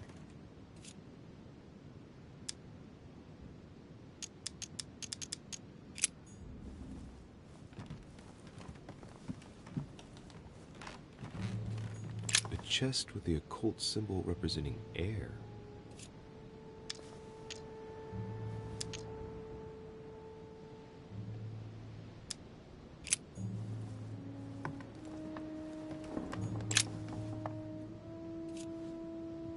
A drawing of the Apostle Matthew, painted by Guido Reni.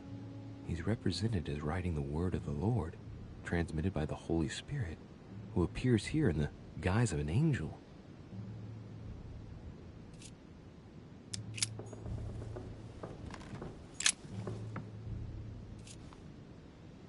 A drawing of the Apostle Matthew, painted by Guido Reni. He's represented as writing the word of the Lord, transmitted by the Holy Spirit, who appears here in the guise of an angel.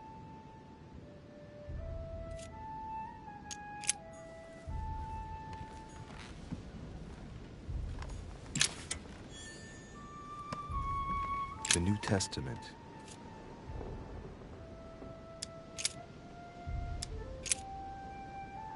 And it came to pass in those days that Jesus came from Nazareth of Galilee and was baptized by John in Jordan.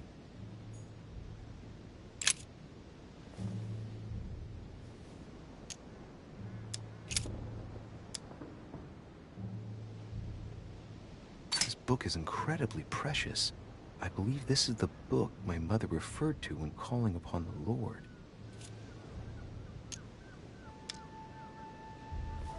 A volume of the Gutenberg Bible.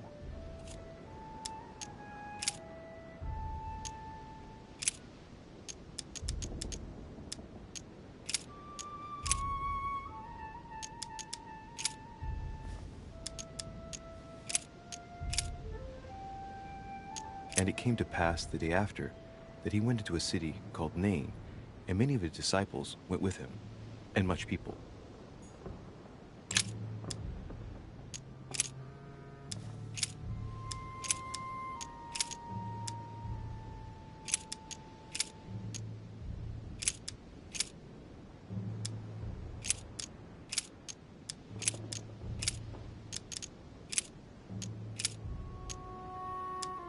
I guess I'll just come back later.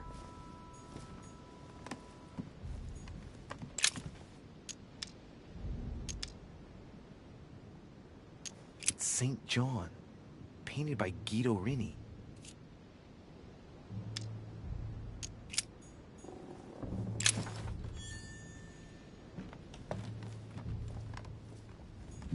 Several portraits of apostles, all signed by Guido Reni. It looks like someone touched this commode recently. There are fingerprints on the sheets and in the dust.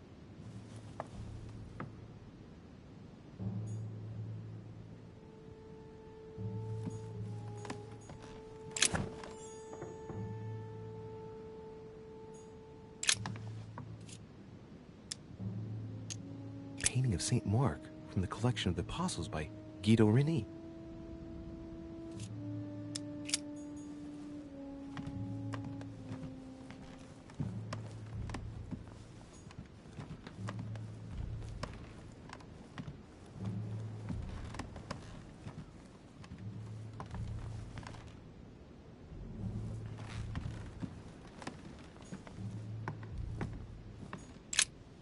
St. Paul on the Road to Damascus by Caravaggio.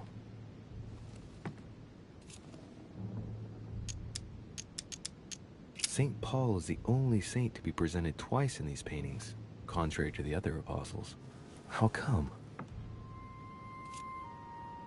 Caravaggio attained a magnificent command of black and the play of colors too. Paul facing an ordeal, the curtains of his illusions being raised, and receives the light from his Savior.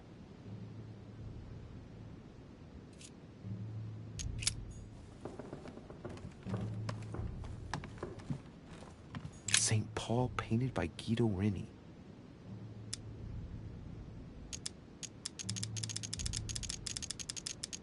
Of the 4 apostles shown in this piece, Paul is the only one who isn't an evangelist. He is the 13th apostle.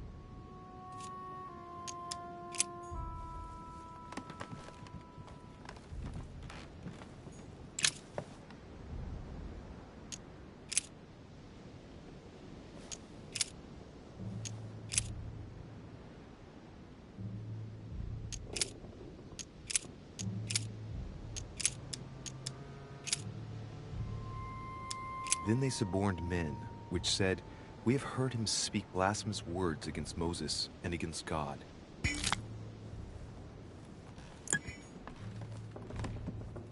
St. Paul, so we have the figure 11 twice underlined, and a story of a group of pilgrims who it looks like Paul is speaking to. Maybe it's a code. There must be a connection. A text on Paul must be somewhere, and it must be associated with the figure 11.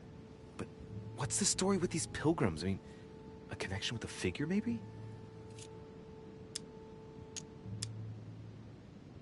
So we have the figure 11 twice underlined, and a story of a group of pilgrims who it looks like Paul is speaking to. Maybe it's a code. There must be a connection. A text on Paul must be somewhere, and it must be associated with the figure 11. But what's the story with these pilgrims? I mean, a connection with the figure, maybe?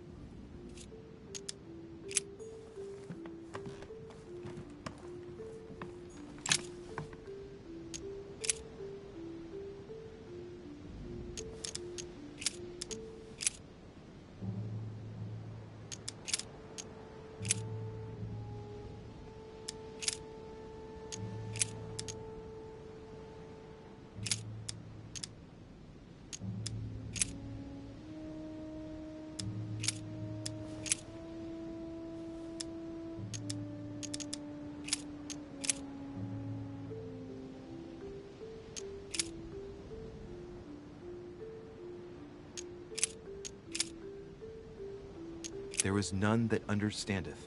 There is none that seeketh after God.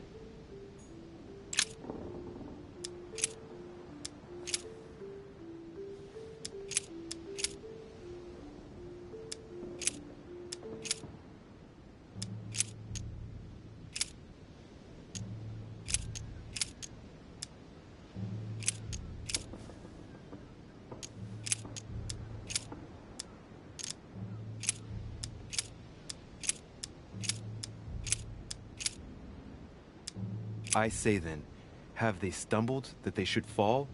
God forbid, but rather through their fall, salvation is come unto the Gentiles, for to provoke them to jealousy. Oh, wait, a note from Mother is carefully folded between the pages here. What does it say? Dear E, I'm glad you found this note. I was afraid the code of the 2 groups of pilgrims would mislead you. Pick up the package. You know where, and hide it where no one will find it. It's imperative. Awaiting your reply, hidden behind the youngest apostle. What? The youngest apostle? What does Mother mean by that?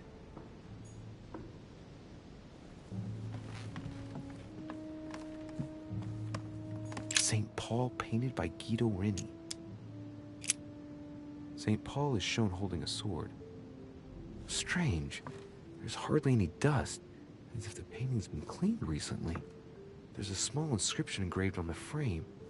Let's take a closer look. This is how Paul spoke to his pilgrims from Rome. Just above that, someone's written down the figure 11 on the painting and underlined it twice. No, what does that mean?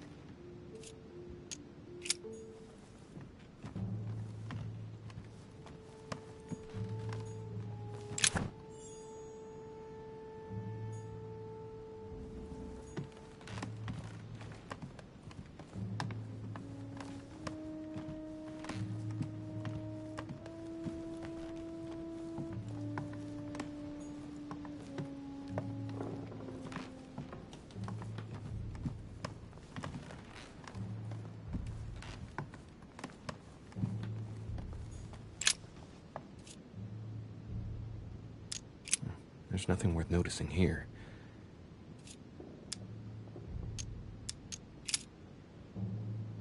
Little characters are engraved on the chest of drawers under the urn. It's a sentence in Hebrew. It says, "Count in the dust." All right, let's do it.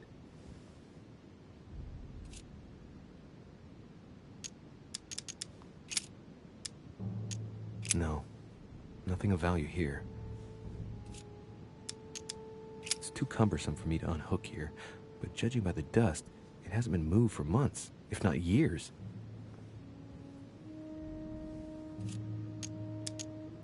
There are finger marks, deliberately drawn in the dust. 8 in all. That's what the message in Hebrew spoke about. Hebrew 8.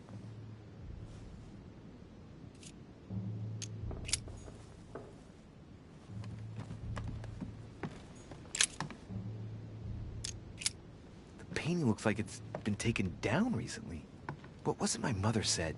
That she would wait for an answer hidden behind the apostle. Ah, of course. There's something written behind the painting.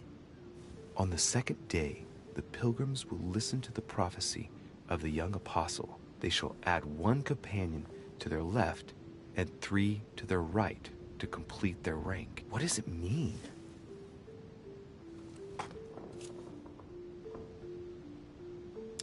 St. John is the only apostle painted in this gallery who hasn't got a beard. Hey, wait! That means it's him. He's the youngest apostle. Right. This painting is therefore associated with the answer which E had to give to my mother. Now, I just need to know how to recover the answer.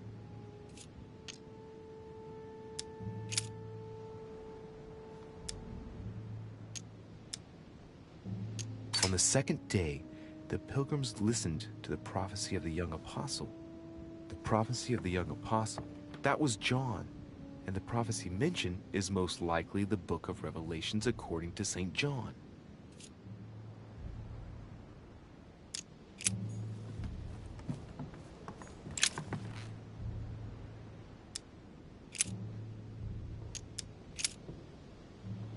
But he that hateth his brother is in darkness, and walketh in darkness, and knoweth not whither he goeth, because that darkness hath blinded his eyes.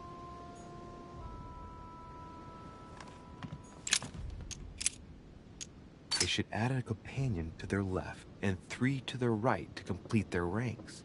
I imagine it applies to their code, the one Mother set up with the pilgrims. What's this? A group of pilgrims who Paul was talking to, and now John is telling them prophecies?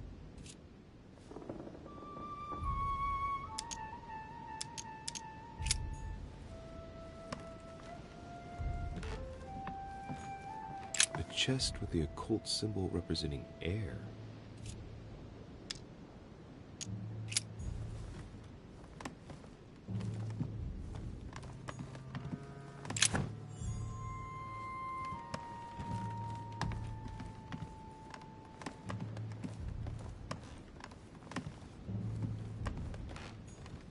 There are burnt papers in the chimney. There's a legible fragment left. Hey, I recognize my mother's handwriting. She says, we must find a safer way to communicate. Someone is onto us. Trust in my faith in the man with the sword. So Mother had an accomplice here. Who could it be? Who could she be suspicious of? I must find the next part. Faith, sword. I recognize her love of riddles there.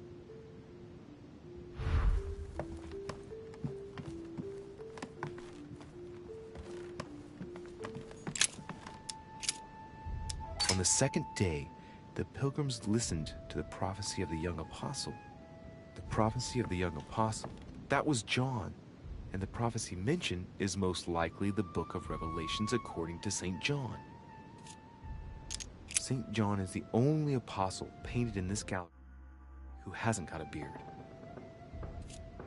St. John is the only apostle painted in this gallery who hasn't got a beard.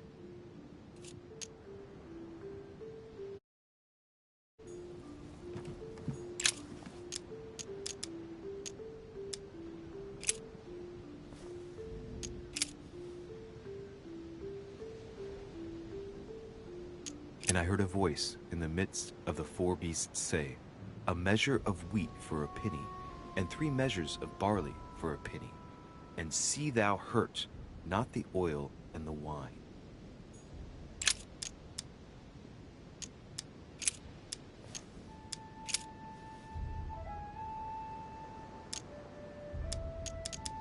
Saying with a loud voice, worthy is the Lamb that was slain to receive power and riches and wisdom and strength and honor and glory and blessing.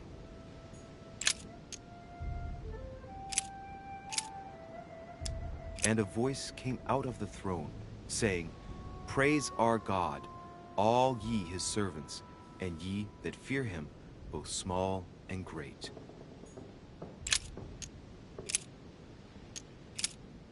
And the woman was given 2 wings of a great eagle, that she might fly into the wilderness, into her place, where she is nourished for a time, and times, and a half a time, from the face of the serpent.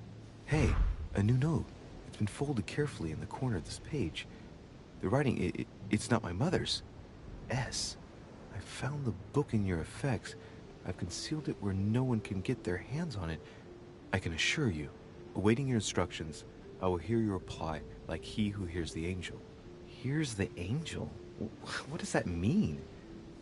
Oh, it's probably the place where she was expecting to get the location of the next note.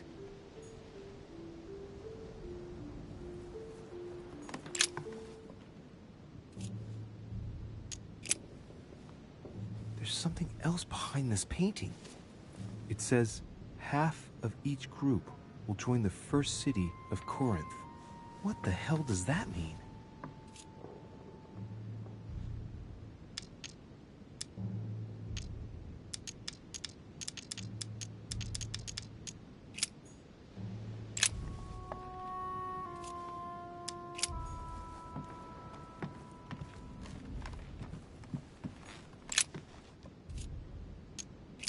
There's nothing worth noticing here.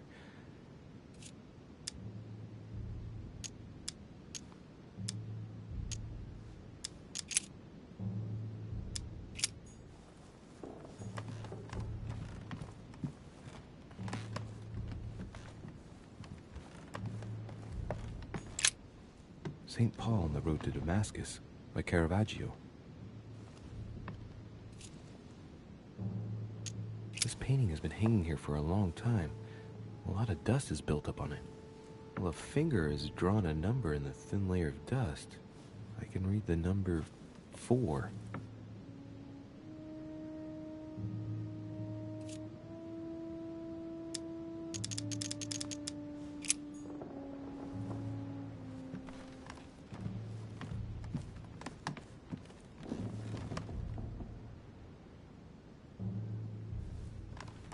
Several portraits of apostles, all signed by Guido Reni. It looks like someone touched this commode recently. There are fingerprints on the sheets and in the dust.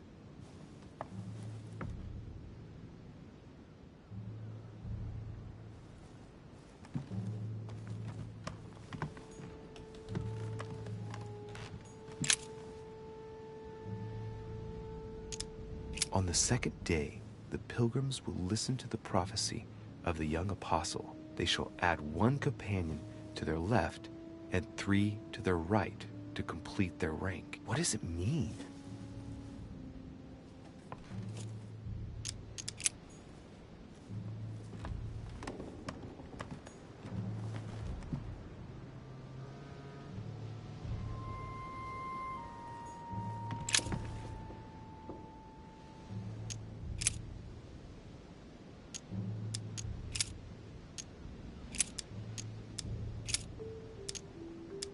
I guess I'll just come back later.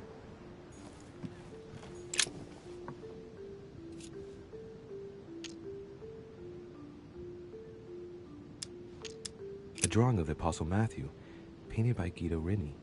He's represented as writing the word of the Lord, transmitted by the Holy Spirit, who appears here in the guise of an angel.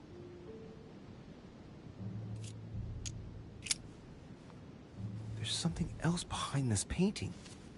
It says, half of each group will join the first city of Corinth. What the hell does that mean?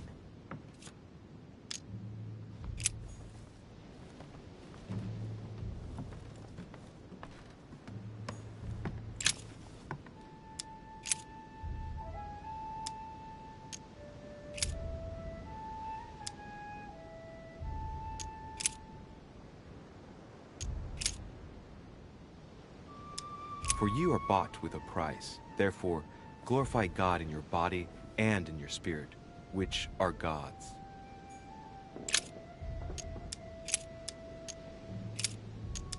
If we have hope in Christ in this life only, we are, of all men, most miserable. For the Jews require a sign, and the Greeks seek after wisdom. Now, therefore, there is utterly a fault among you, because ye go to law with one another. Why do ye not rather suffer injustice? Why do ye not rather suffer yourselves to be defrauded? Ah, look, here's a message. It is of paramount importance that no one finds it. Watch out for the Prussian. He's on the trail. Let's meet up. I'll leave it to you to organize the rendezvous. Not today. I'm unable to do it. In the meantime, I'll follow the first group to Mark, who will reveal the answer to them. And that first group of pilgrims, how many are there now? If I refer to the chapter I'm reading at the moment, 6.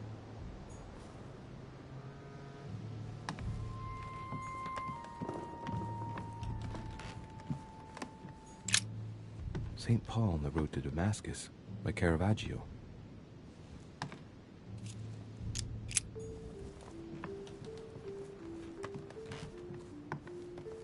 St. Paul painted by Guido Reni.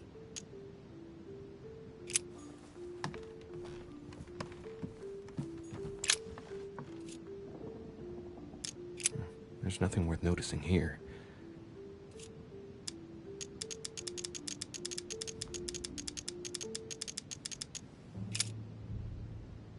It's too cumbersome for me to unhook here, but judging by the dust, it hasn't been moved for months, if not years. Little characters are engraved on the chest of drawers under the urn. It's a sentence in Hebrew.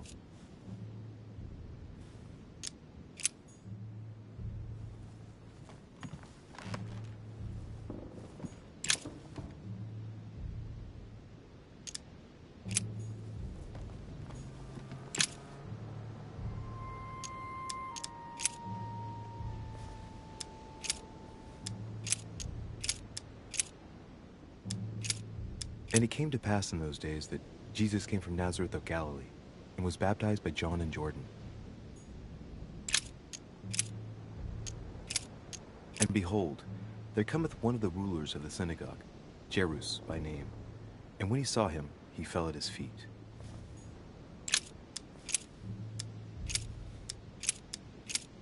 And as they did eat, Jesus took bread, and blessed it, and broke it, and gave it to them, and said, Take, eat, this is my body.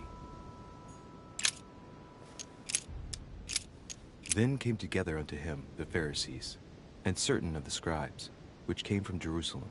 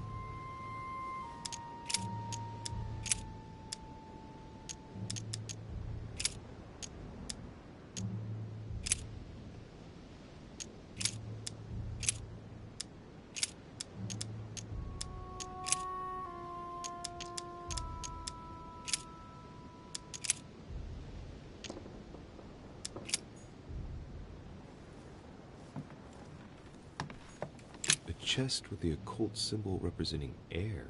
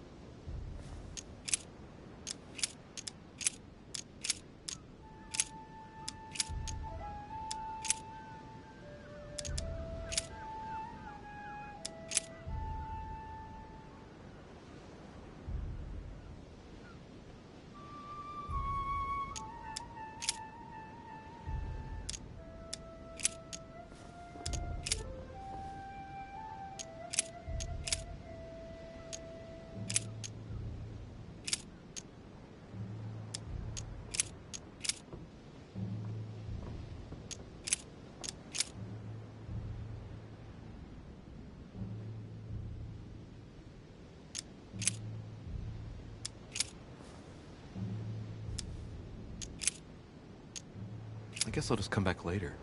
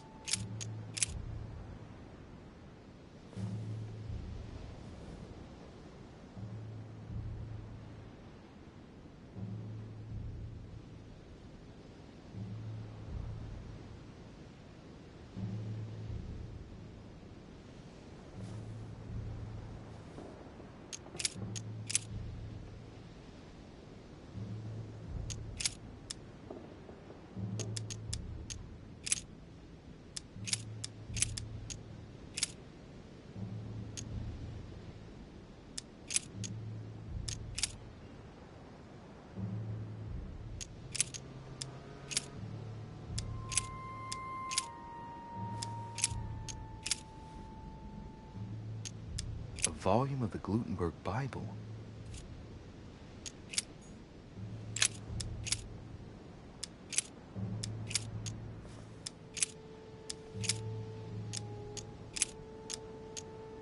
I guess I'll just come back later.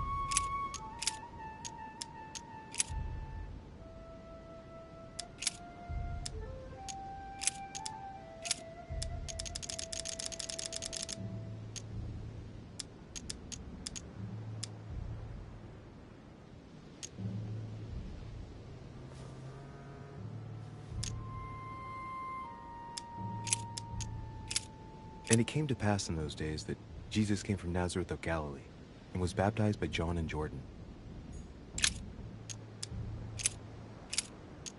And behold, there cometh one of the rulers of the synagogue, Jairus by name. And when he saw him, he fell at his feet.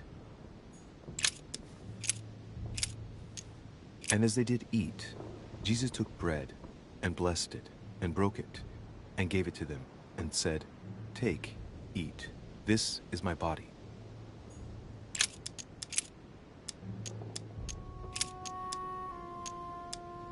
Then came together unto him the Pharisees, and certain of the scribes, which came from Jerusalem.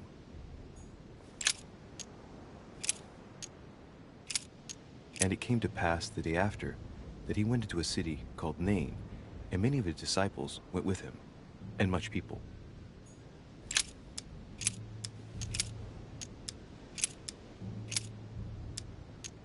And so it was that, while they were there, the days were accomplished that she should be delivered.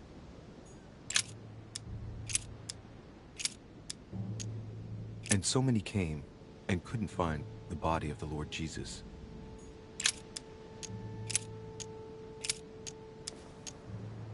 this taxing was first made when Cyrenius was governor of Syria.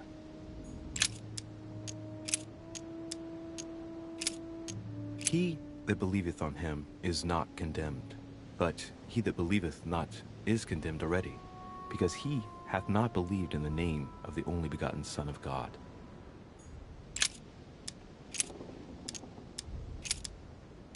He that believeth on him is not condemned, but he that believeth not is condemned already, because he hath not believed in the name of the only begotten Son of God.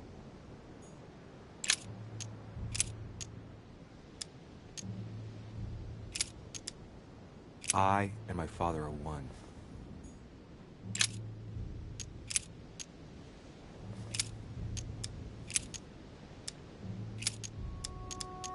I guess I'll just come back later.